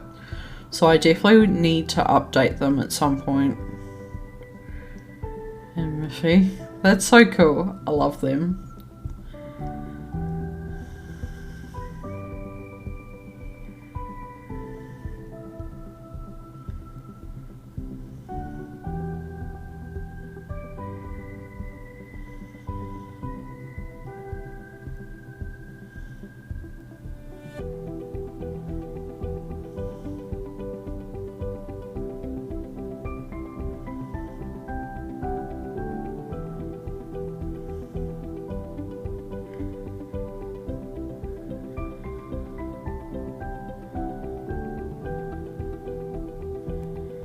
Are those chocolate pods? I'm guessing they're chocolate pods, right?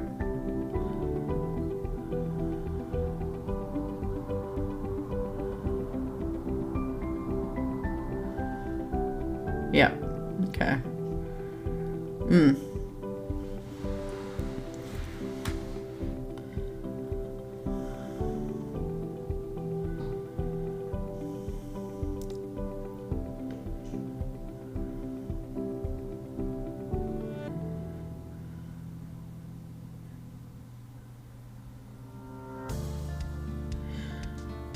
I wonder if any of these people think, when thinking about the general public, like only if the general public knew what goes into chocolate making, like would they still eat it?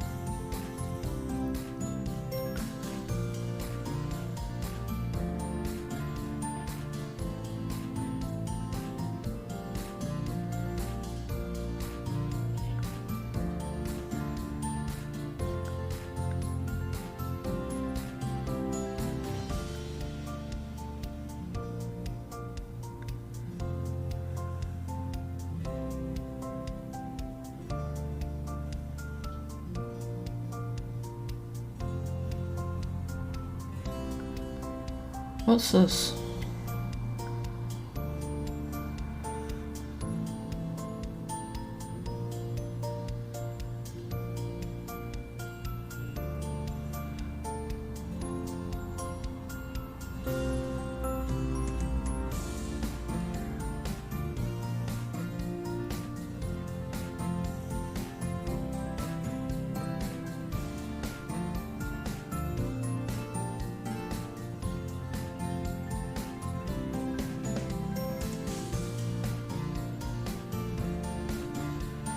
Kind of like chicken nuggets. All the gross stuff goes in them. With some like really cheap brands of chocolate, yeah, most likely, I would say.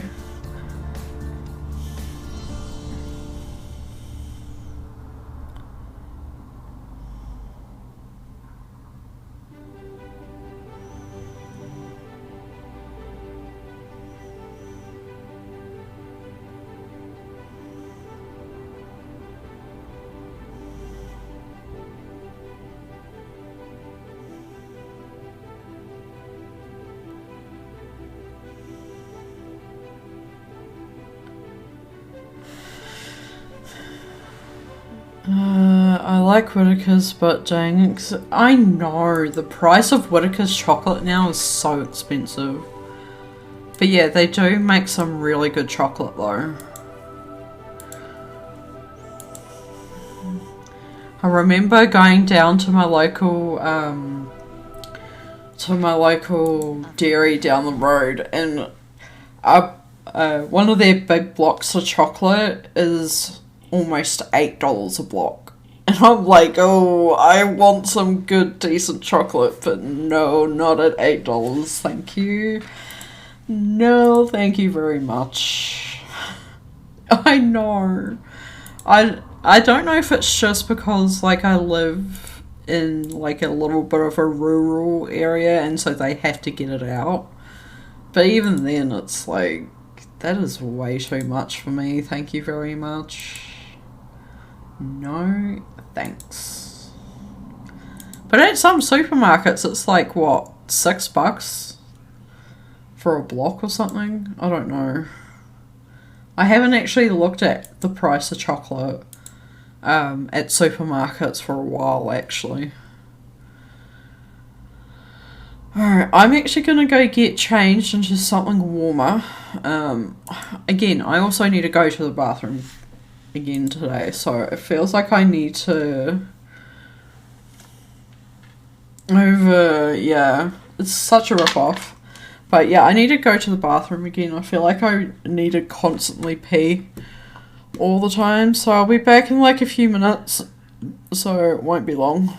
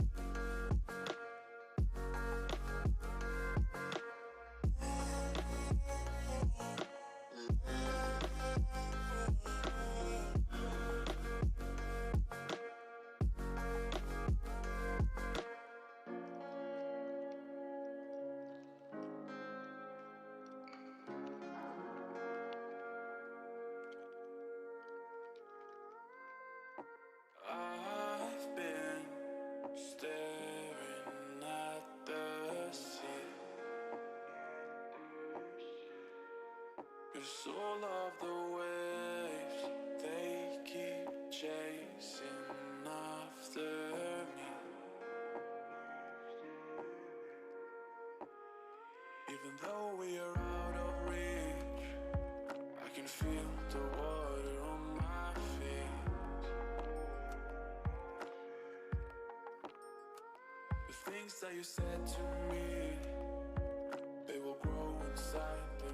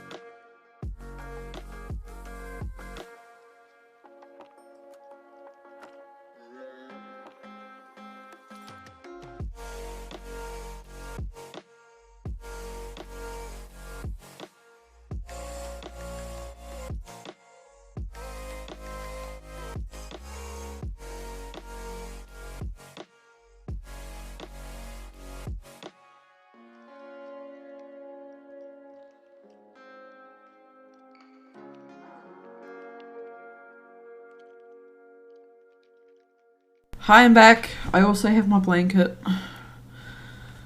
But yeah, it's definitely gotten colder where I am.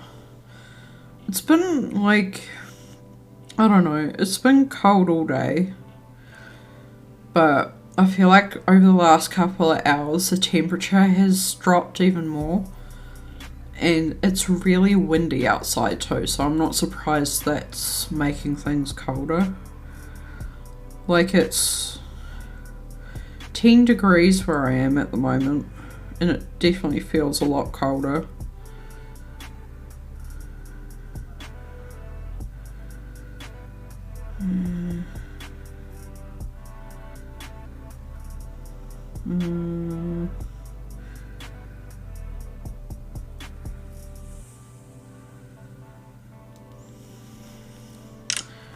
Okay, actually, do I have any snacks?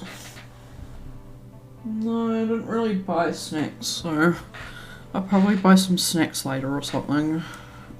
Or I should have actually brought snacks while I was out too, to be honest. But oh well. Okay, maybe.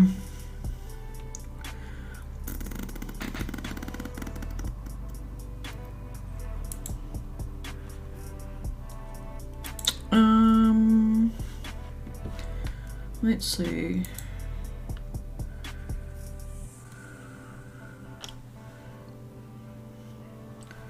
Okay,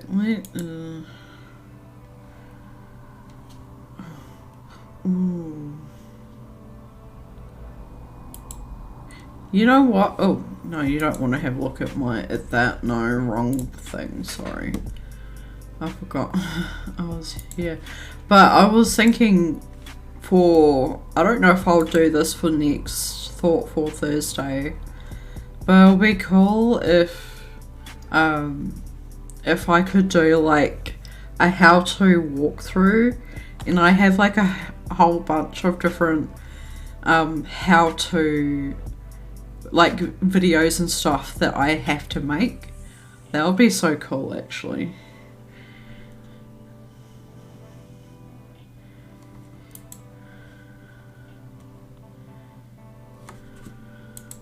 That'll be cool, actually.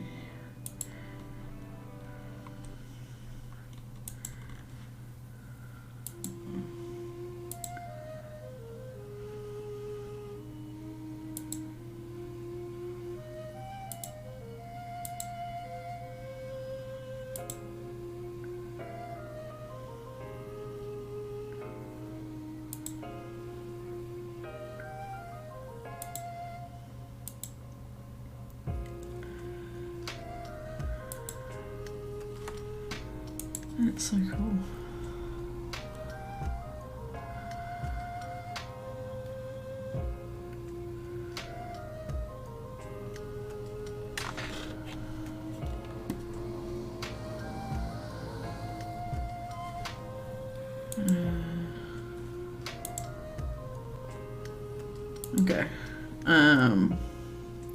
So that's actually probably something I could put up there.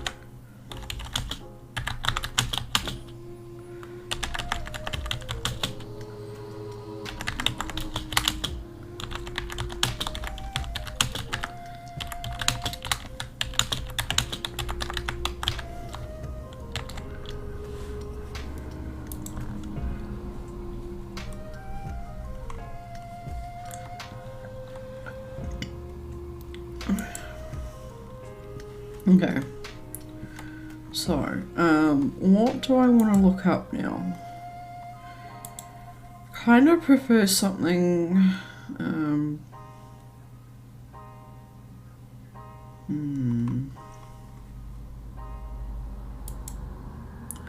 what was it, what was that other how-to that it was marbles. Oh, okay, look, I know that I don't want to show too many more YouTube videos, right, because I don't know how much of this VOD will actually be available on YouTube, but how to make bowling ball. I think it was either yesterday or the day before when I watched a video on bowling balls and how that they were made, and I thought that was actually quite interesting. Was it that one? Ah, it was this one. Let's watch this one. Okay.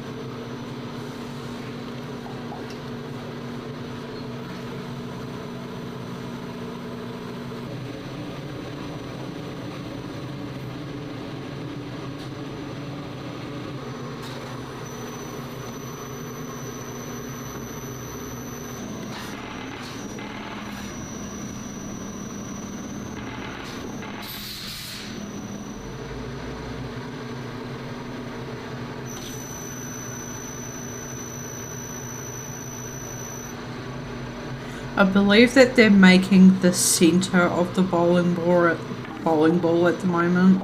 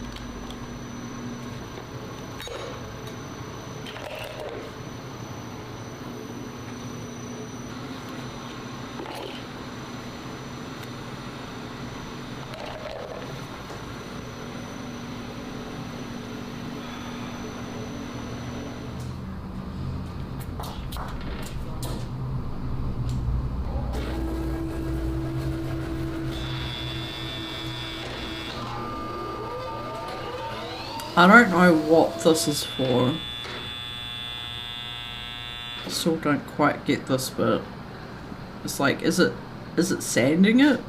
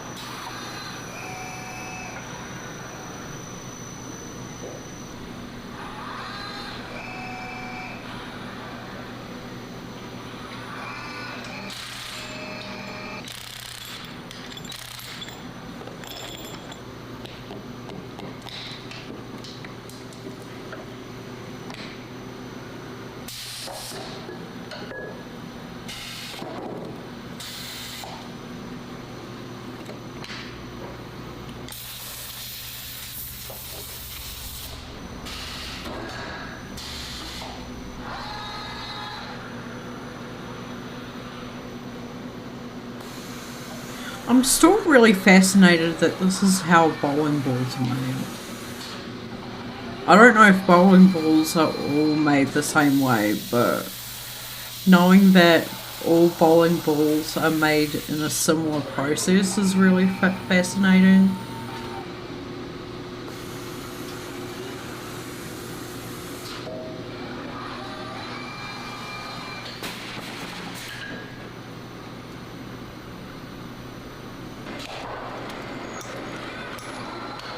Okay, they must have sandblasted it.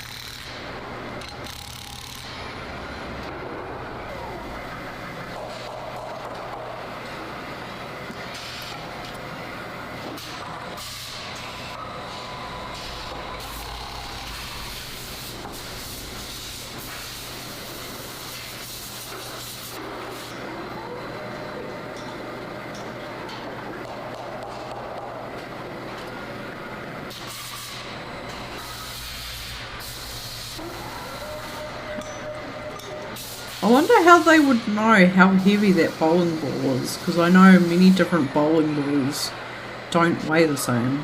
Like, they've all got different weights and everything.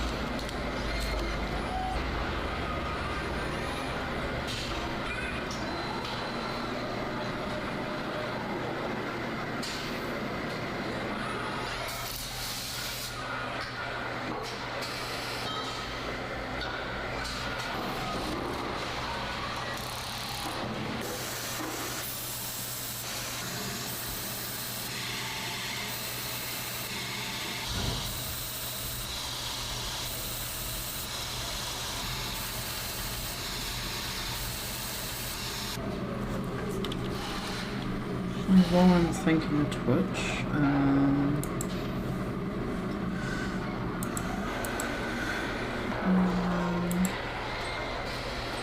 okay.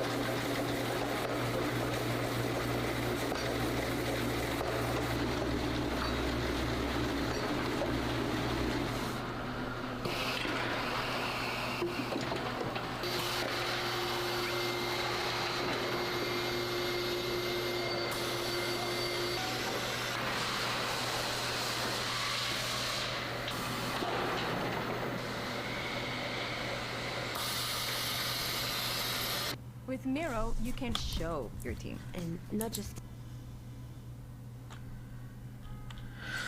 Like, I wonder why there's like many stages of, is it like rinsing or waxing? Oh, what is it? I don't know.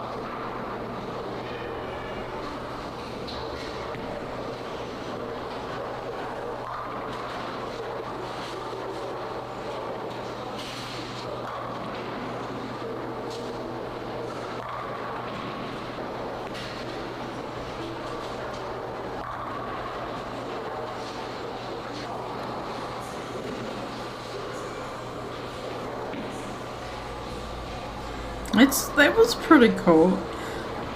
Like, I watched that video yesterday and I'm still like, wow, okay, so that's actually how you make bowling ball. That's pretty cool. Definitely like it. Okay, I am,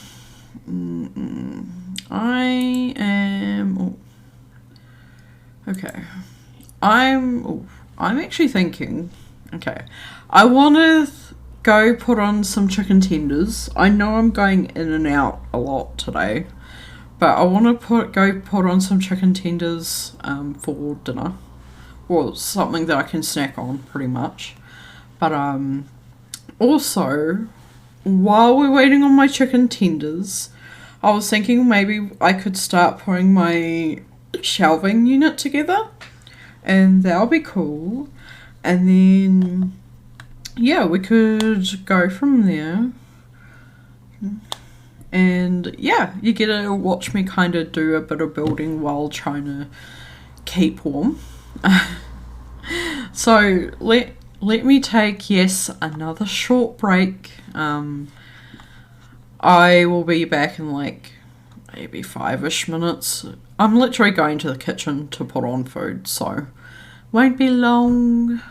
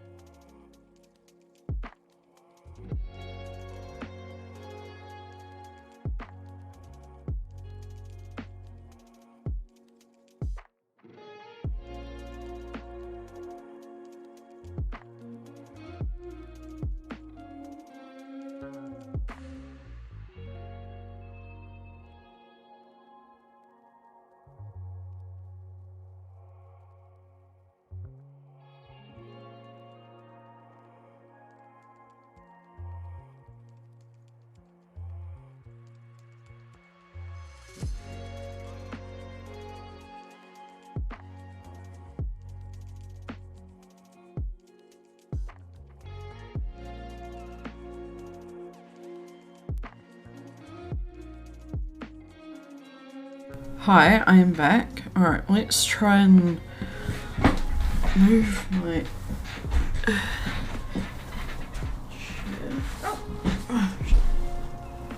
Okay, so,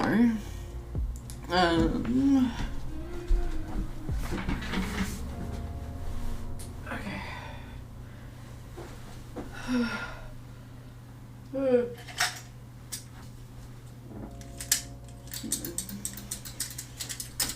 Let's get this open. Yeah, I'm gonna just open it. Let's...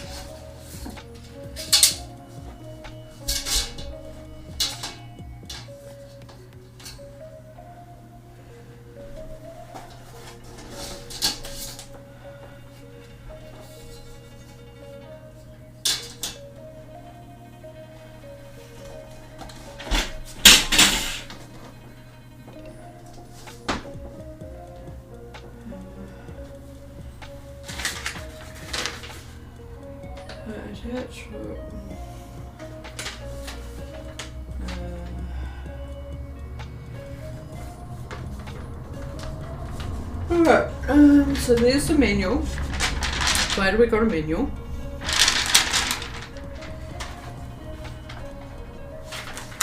Actually, maybe I'll put this here.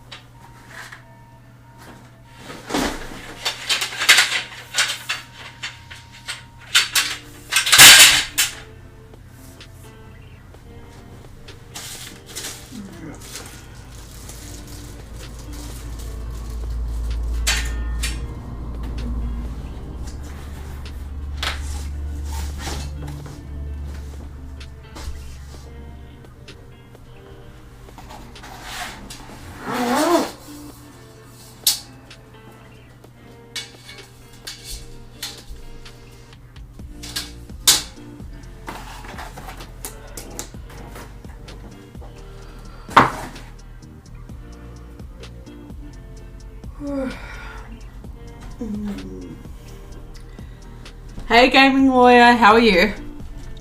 Hello, I'm here.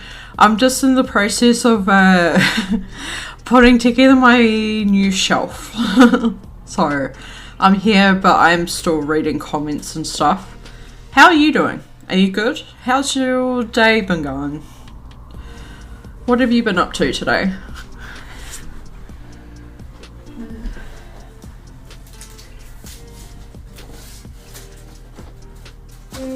Let's see.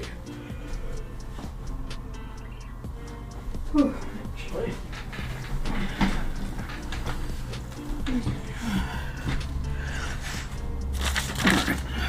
So. Yep. I'm good. I can see that it's It's my, yeah, so, for most of stream, we watched quite a few different videos on, like, different how-to, topics. So, we watched how marbles were made, we watched how a log cabin was being built, and how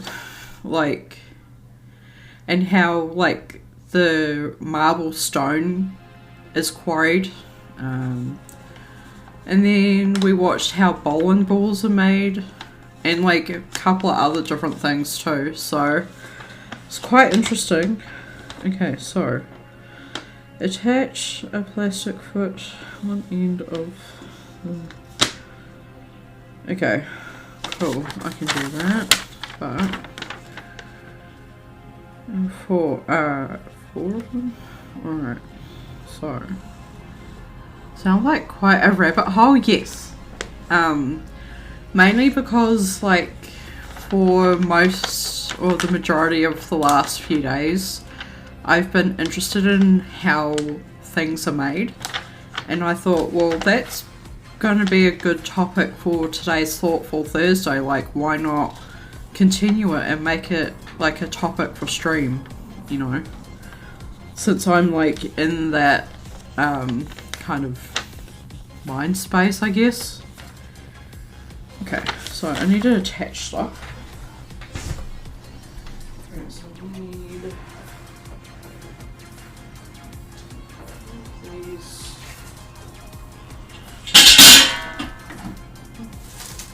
Okay, whatever. Okay, so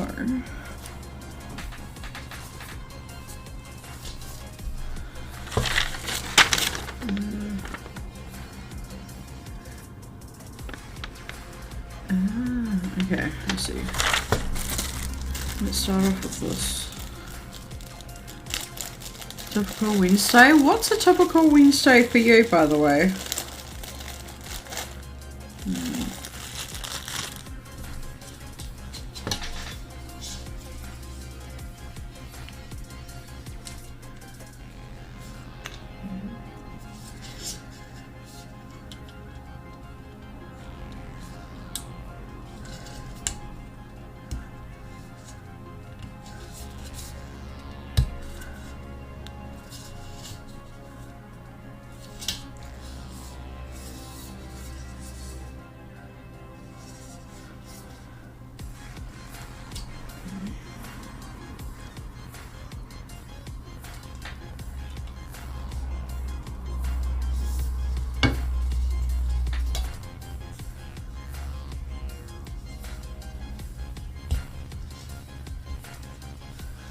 Okay, alright, so that's 1 foot.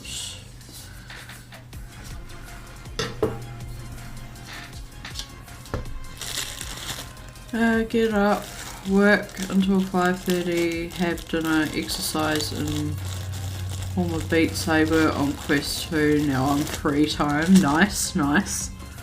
What time do you usually start in the mornings for you?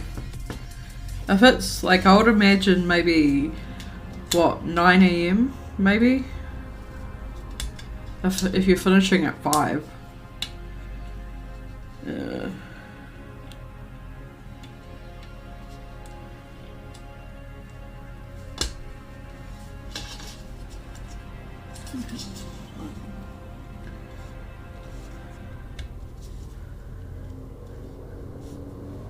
Do you have any favourite songs you like playing on your Beat Saber? I still wanna try playing Beat Saber sometime, but that kind of requires like a VR set.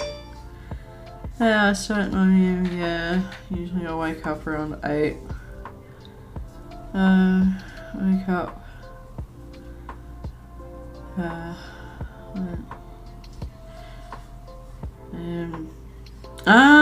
Nice, nice. That would be so nice, but I think it would also depend on the kind of job as well. I wouldn't mind trying remote work, just to give it a go and see if it's something I enjoy doing.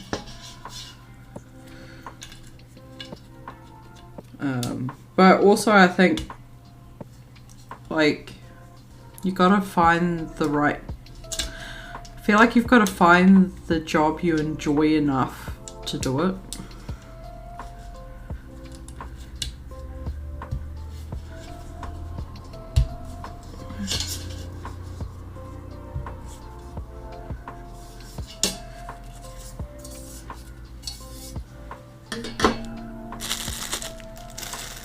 But yeah, having a 9 AM start would be so nice, actually. The work, we did everything on computer anyway, so moving out of the office just made it more comfy for me. Yeah, it's like it would be a pro to working at home because it is so comfy, but at the same time I can see it being the most annoying thing as well, because just as you get comfy you have to then do work.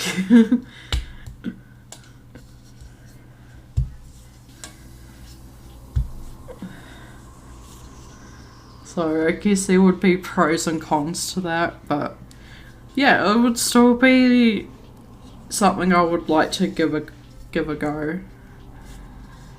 Changing currently is Mayday. Oh, okay. Maybe I should have a look at it. And see if it's a song I would like.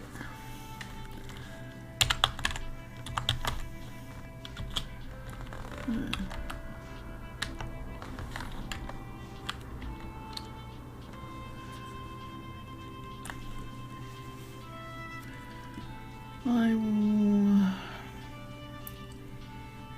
Okay, well I've got that page open, so that's fine. Down. Okay. There we go. Alright, so what's the next step? Fit to short. Do I need a hammer for this? Oh, I guess it's putting the shelves where you want it. Right. This is kind of cool.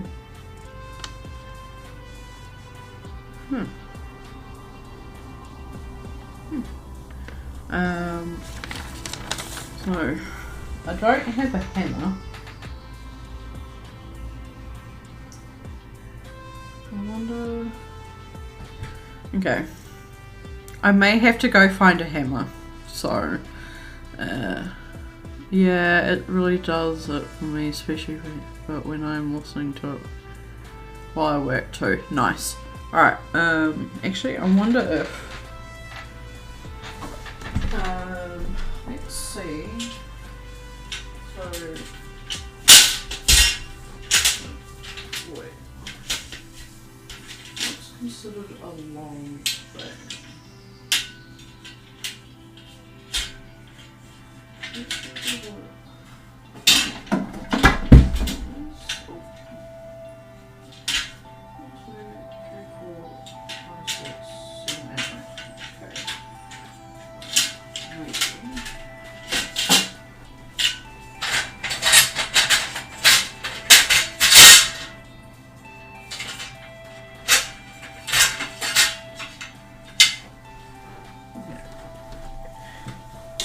Let's see if I can do this without a hammer first. Because I can go get a hammer to put these in, because I've kind of got rivets to put into the keyholes. But yeah, I know where one is, but I don't really want to go searching for it yet. Yeah, having a hammer is a basic, yeah. Well, I didn't realise it needed like a hammer to put into the keyholes, so I didn't really know. So I want to see, so how easy it is to... Okay, so...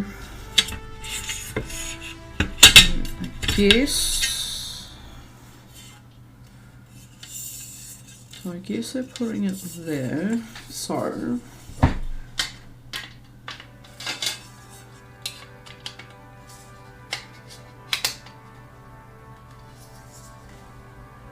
Okay. Okay, yeah, it would actually require a hammer. Yep, okay. So, I know where a hammer is.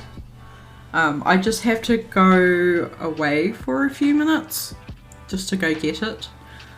Because it's in like a shed that's not attached to the house. So, yeah, a lot of self-esteem these days comes with everything. Yeah, well that too.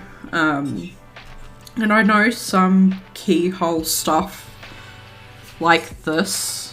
I know sometimes you don't always need like a hammer because you can just like put it in and slide it down. So you don't always need like a hammer like that. So, you know, I genuinely didn't know. But I'll be back in like a few minutes. I'll leave the music on. And yeah, it won't be too long.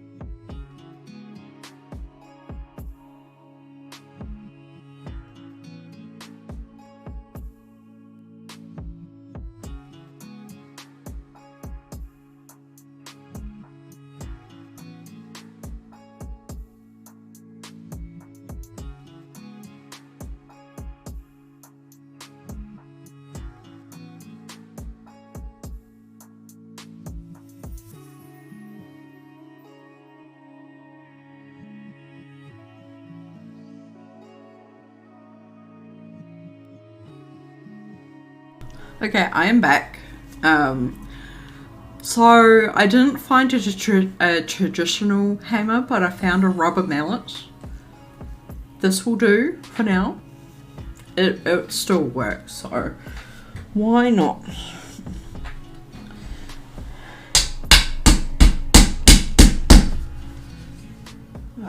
Come on.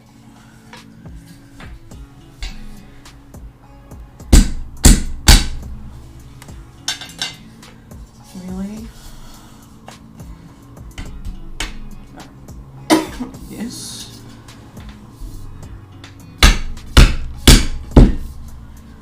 There we go. Okay, got it. Fantastic.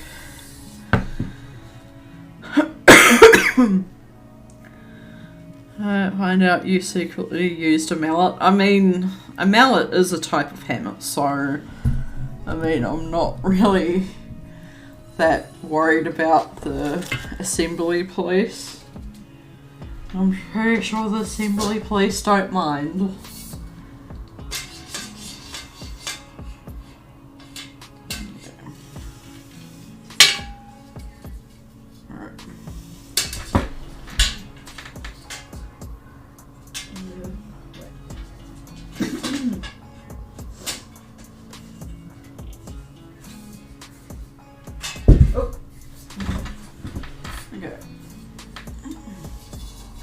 Oh my god. Wow. Why this cough?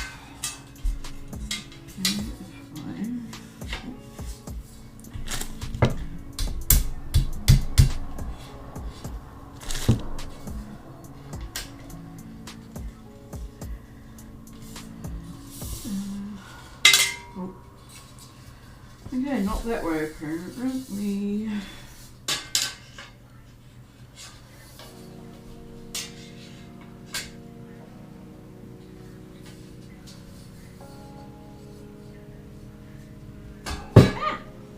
Okay. Maybe this way would be.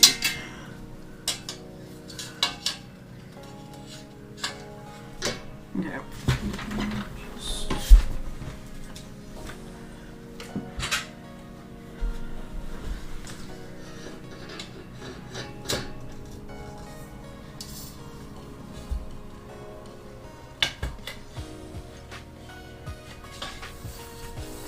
Alright, hang on. Let me just move that out.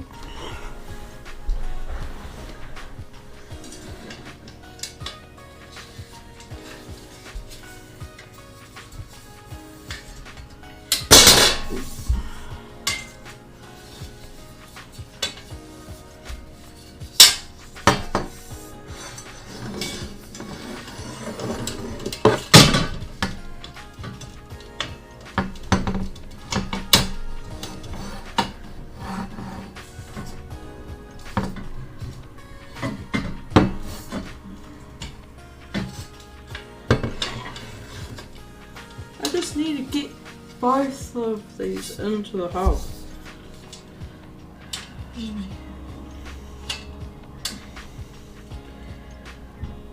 Okay.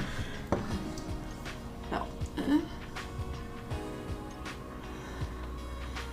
don't want excuses. I don't want excuses either.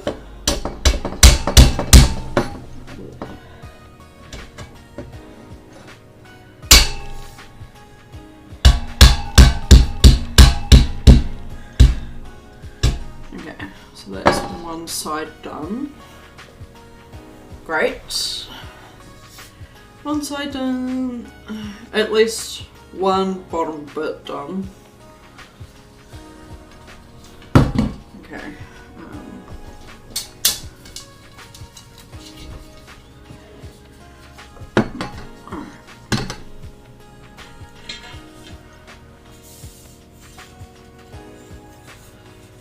Oh, wait, is this...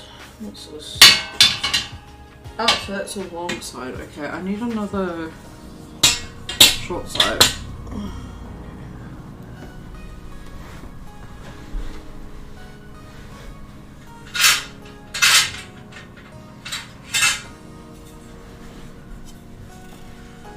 Alright.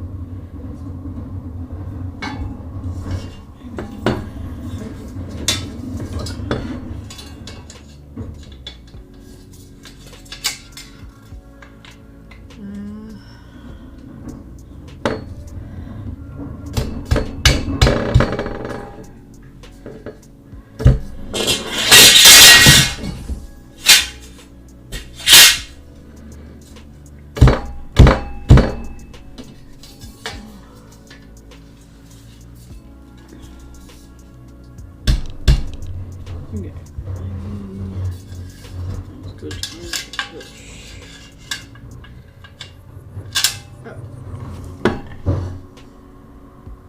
Lucky the assembly plates don't exist. I made them up. Oh yeah, I figured you made them up. Yeah, 100%. But that, you know what? They do exist. They exist in our dreams and imagination. So, okay, stream raiders. Okay. Alright,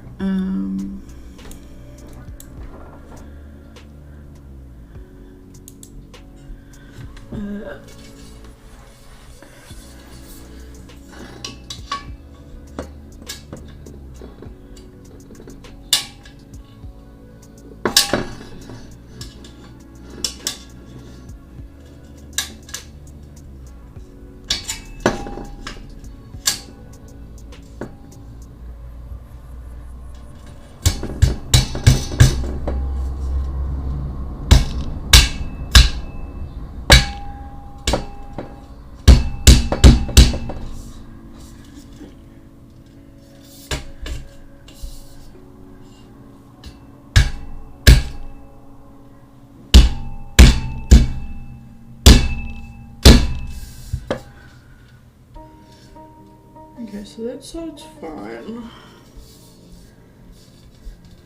Oh.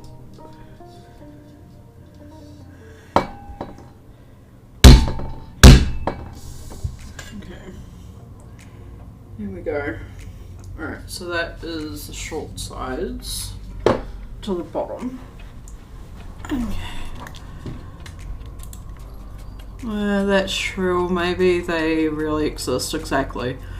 I'm sure that they exist in some capacity, probably just not like an actual law-abiding capacity. Okay.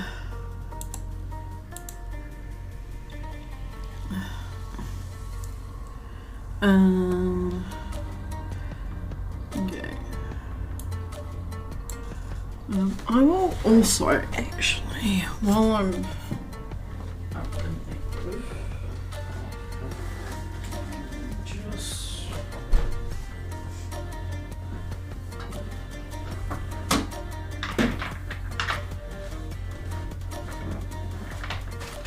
okay. Sorry about the sudden brightness, but I thought why not actually turn on some light so I can see what I'm doing. Okay. So now, I wonder if you get arrested by you get right to, I mean maybe, it's possible. Okay, so.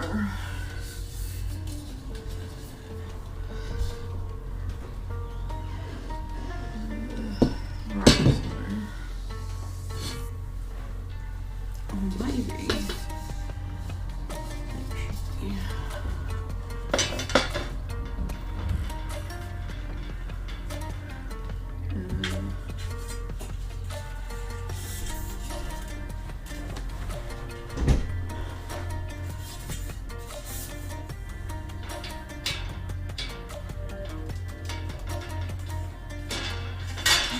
I do need?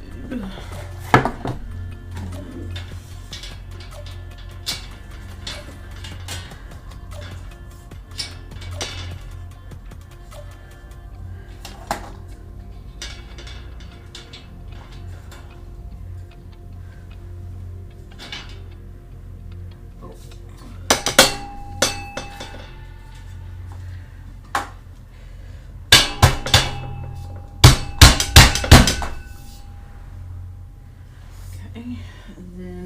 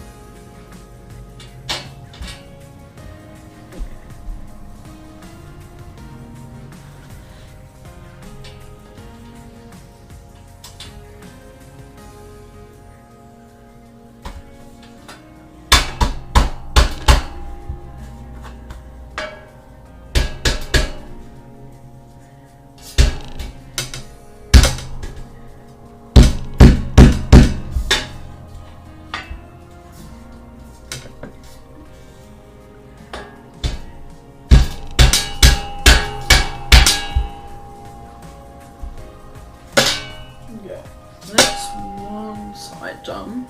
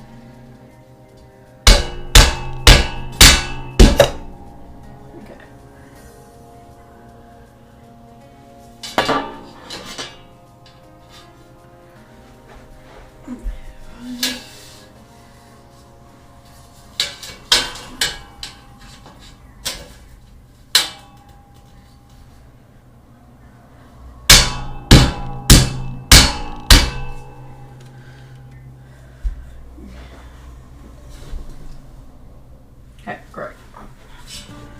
Cool, so that's at least a bottom done.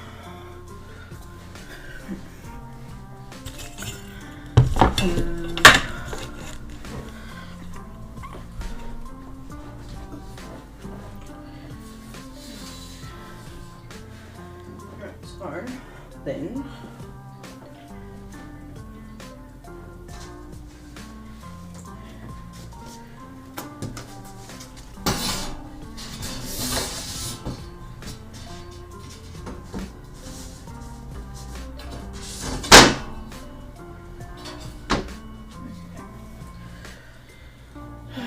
so after that, what is next?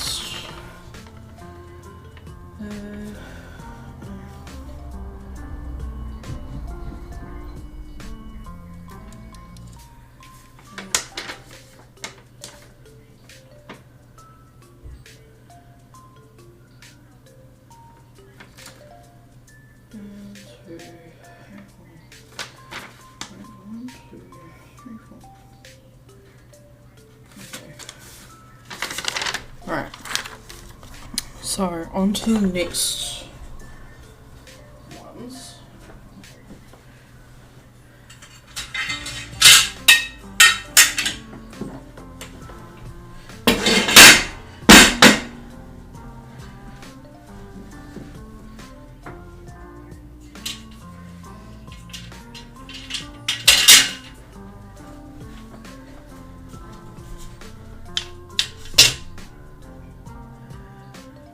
Yep, definitely some assembly happening.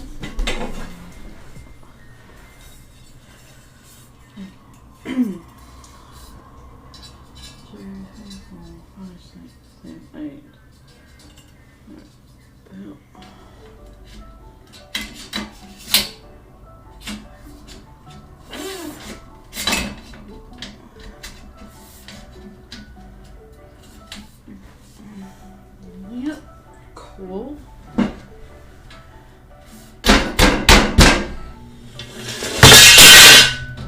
Sorry about your ear holes. Quite actually.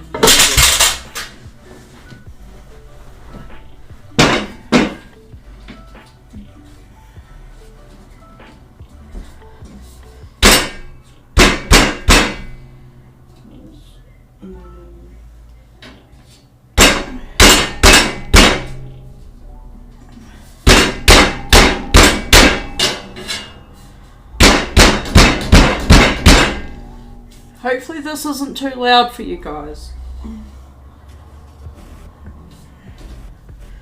Maybe I'll just turn it down a bit so it's not too loud.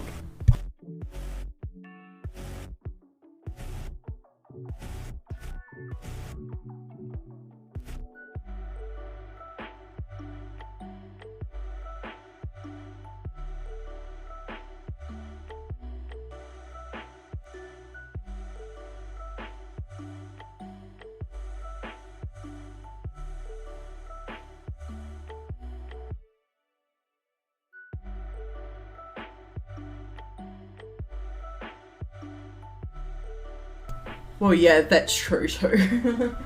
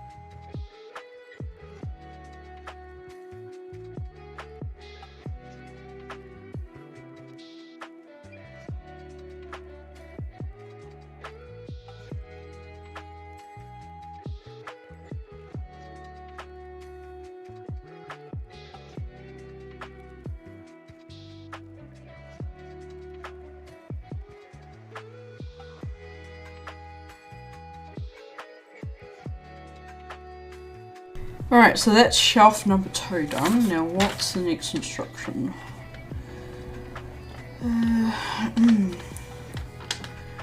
Go to 5 if you are not assembling as a workbench. Nope.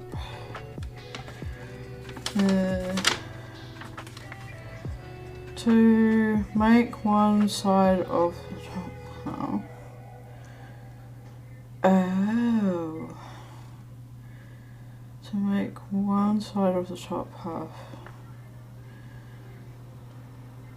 Put 3. So wait. Oh, okay. I see. Okay. Alright. So I will move this aside for a moment.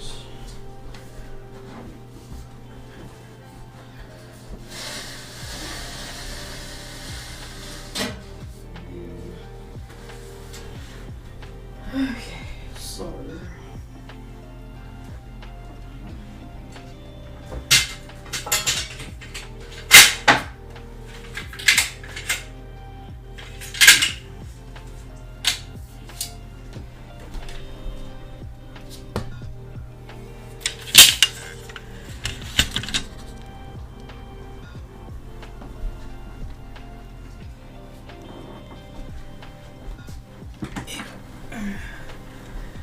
alright. Okay, so luckily with this work with my shelf, I can either turn it into like a tall shelving unit, or I can do this where I can turn it into like a workbench type situation. So it's got instructions on how to do both. Like once you've done this half, you can either do this or do this. Which option would you like? So I think that's actually pretty cool. That's really awesome. I like that. But yeah, I'm definitely gonna do this one here. Yeah, it is. I guess because like I guess because these keyhole sides, there's like 8 of them. So instead of it coming in as one long bar, if you're wanting a long shelf, they've just divided it into 2, and it's like, okay, so if you want a tall shelf, this is what you do. If you want like a workbench situation, this is what you do here. So that's pretty cool. I like that. And at least then if I move spaces or I decide that I want it as a workbench, I can just deconstruct the top part of the shelf and change it. So that's pretty cool. I like that. Okay. But I'm not. I want it as one whole shelf, so. Okay, so if I'm. Alright. So.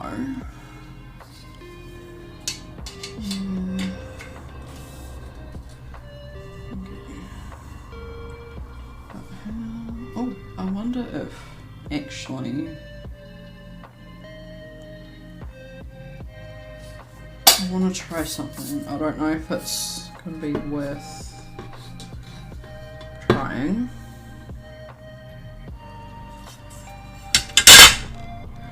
Or maybe actually. Okay, I want to try 2 things and see which one would be better.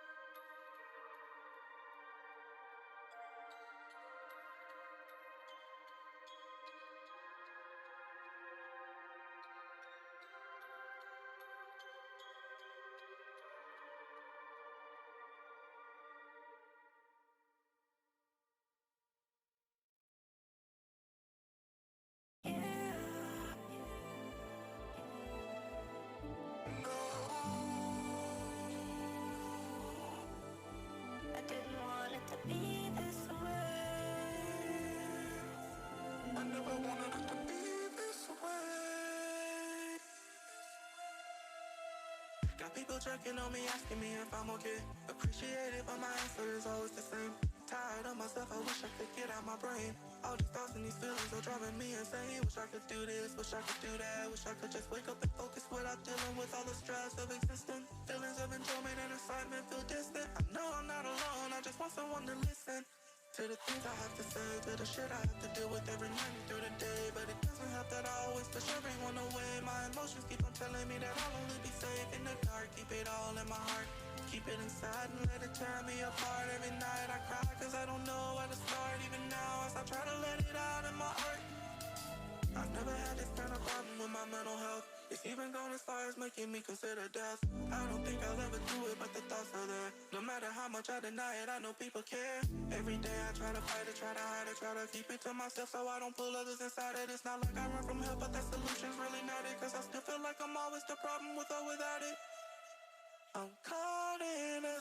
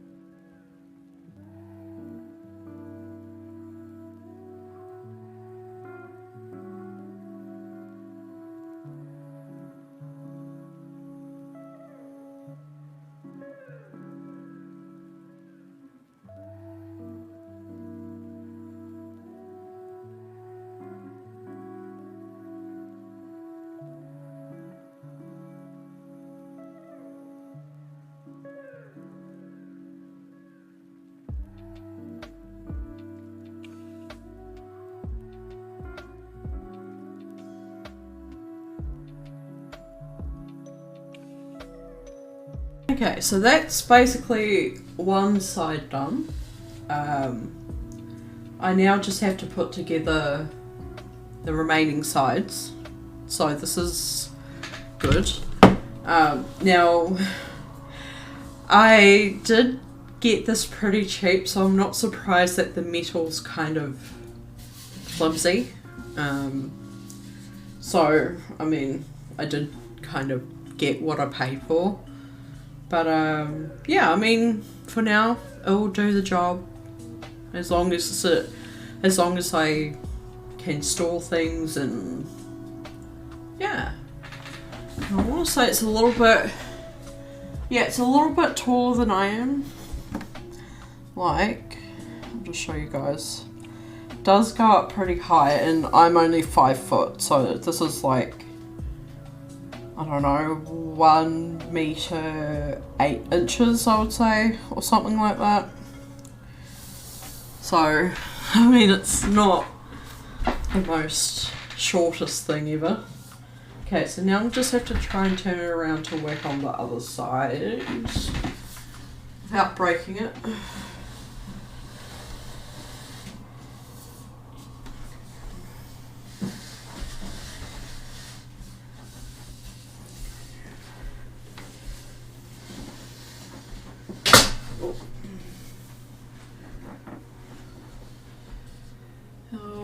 Stabilize once more, things get connected to. Yeah, exactly, that too. So where I got this from is a place called The Warehouse. So it does, even though it does sell some really good quality stuff, it does mainly sell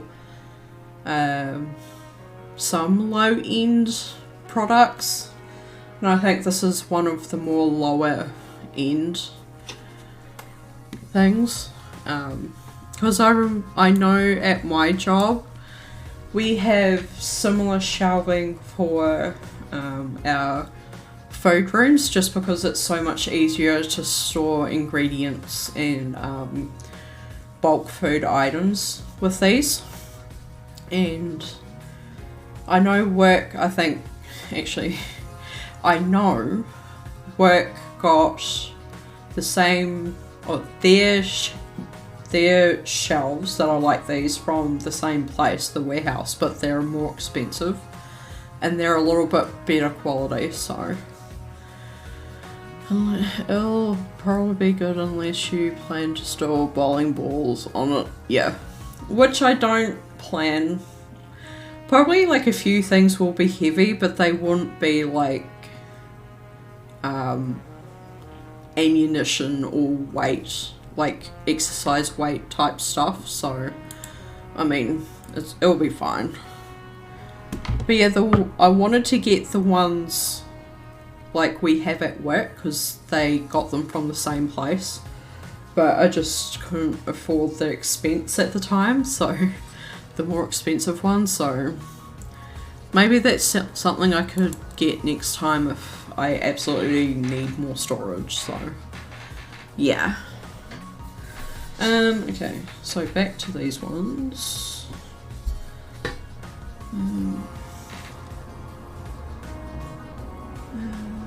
Maybe. No.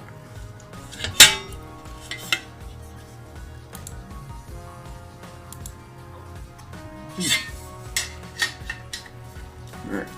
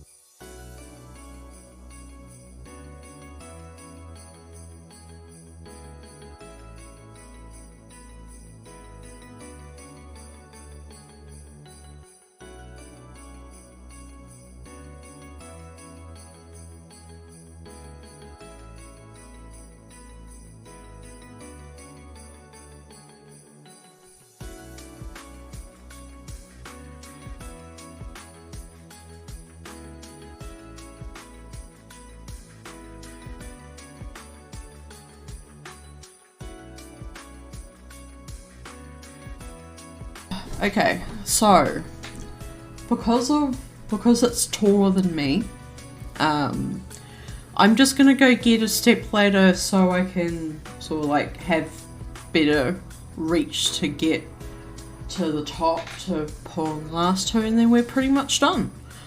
So I'll be back in like a couple of minutes, won't be too long. BRB.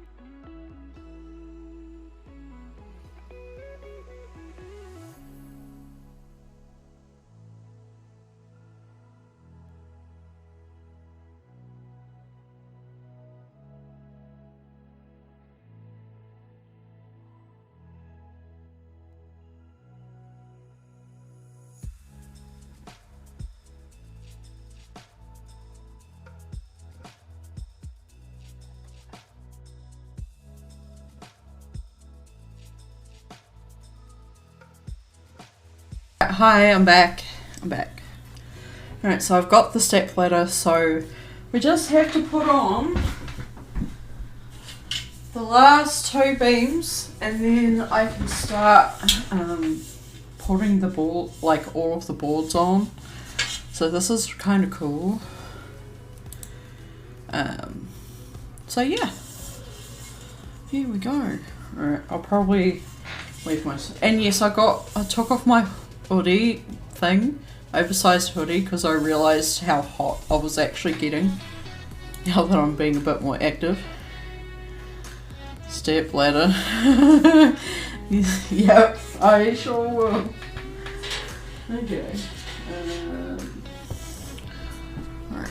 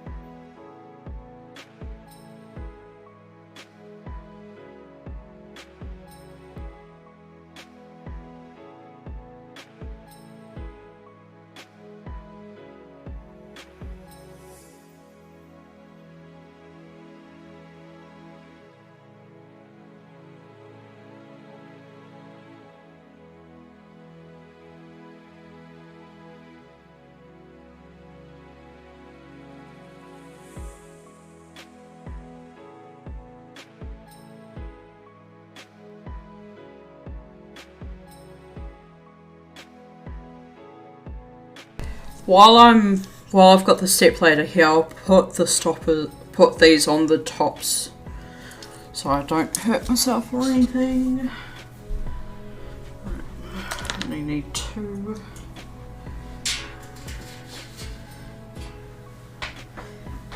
Okay.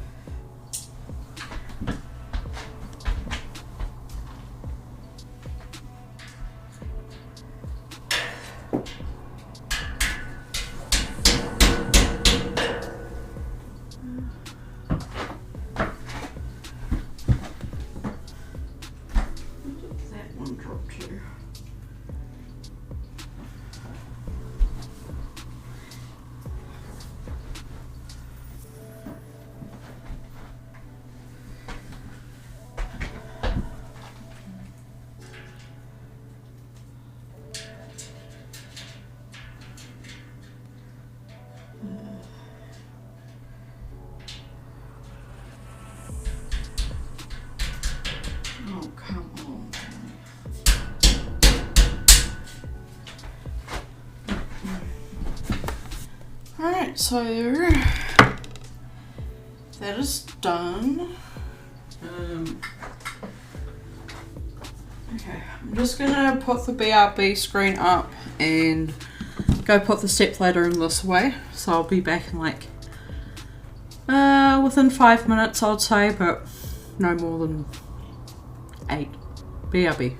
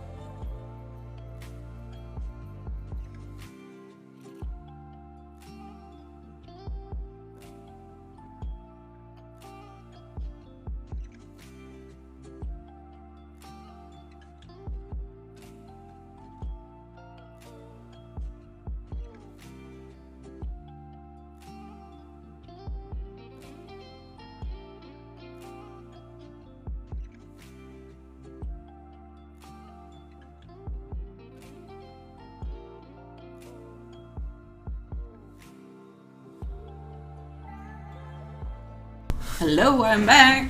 I just got back. Alright, so yeah, now I just have to put these boards on. Sorry.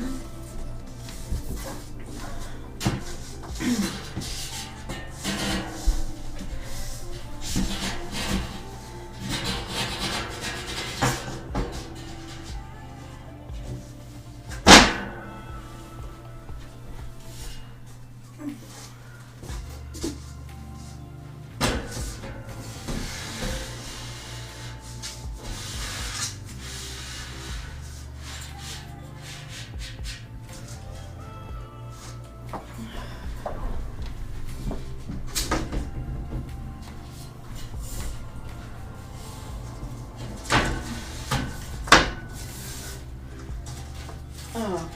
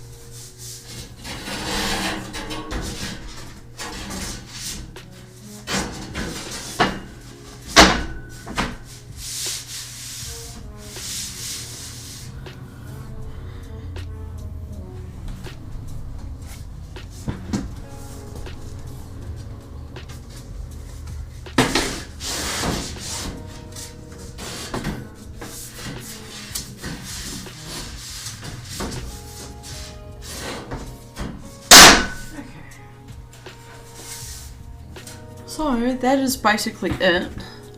I'll just give you guys a bit of a look. Sorry about the bright light, but that is basically it. That's what I've done for the past hour and some change. So, okay. Glad that is done. Yeah, now the camera. Okay. You know what? It's fine. I can fix it some other time. Success! Yes, success. I mean, it was definitely a very noisy job. Even at one point, my mum knocked on the door and said, "Is everything okay in there? You're being very loud." And it's like, "Yes, Mum. It's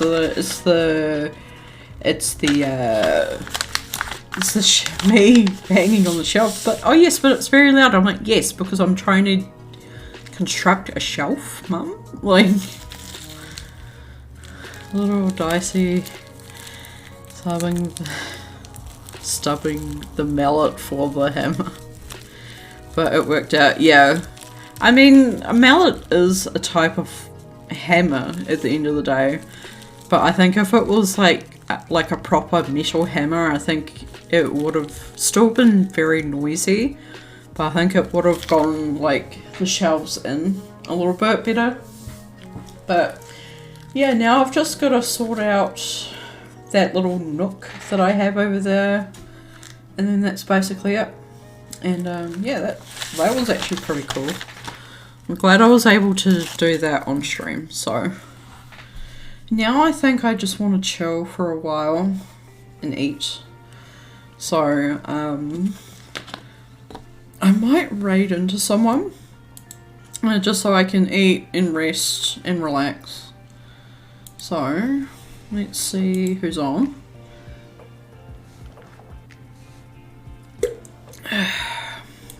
Okay.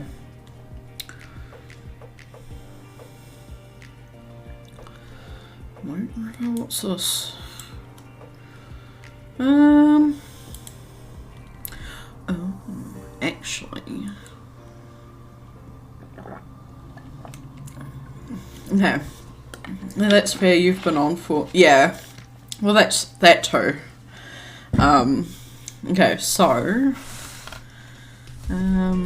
Actually, let me see. There's a couple of people who I would like to stream, but. Let's see.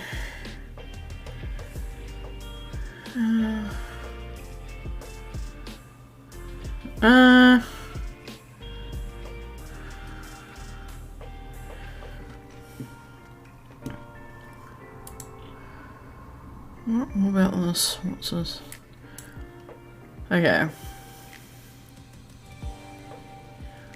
Okay, I know who I'm gonna raid.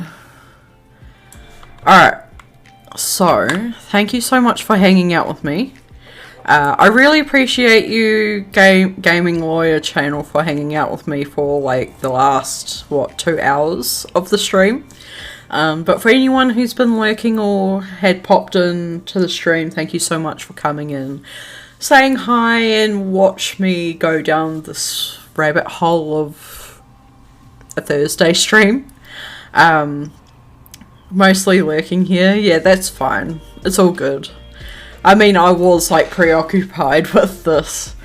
But I'm gonna raid a good friend of ours who raided us yesterday. So I'm gonna be raiding the Resupply.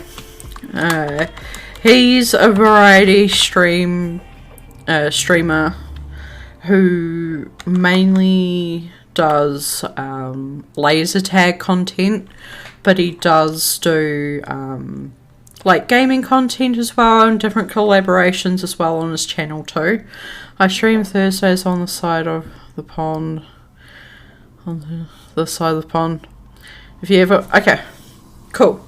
I'll have a look after stream, just while I'm doing back end stuff. So I'll definitely want to check your channel out. So yeah, we're just gonna raid into the Resupply. He's a really good guy. He collabs with really good people, and like I said, he mainly does laser tag content, but does a whole bunch of Lego and gaming content as well around that. So if you ever want to come over and see what he's up to, definitely feel free. He's currently doing a collab stream at the moment, where he does a weekly Thursday gaming stream with a good friend of his. So let's go over there and see what he's playing, and yeah, I hope you give him a follow and check him out. But I'll be back on tomorrow with a strictly gaming stream. Not sure what I'm going to play yet, but we'll see. We'll see. We'll see you guys tomorrow. Bye. Thanks for hanging out. Love you all. Bye.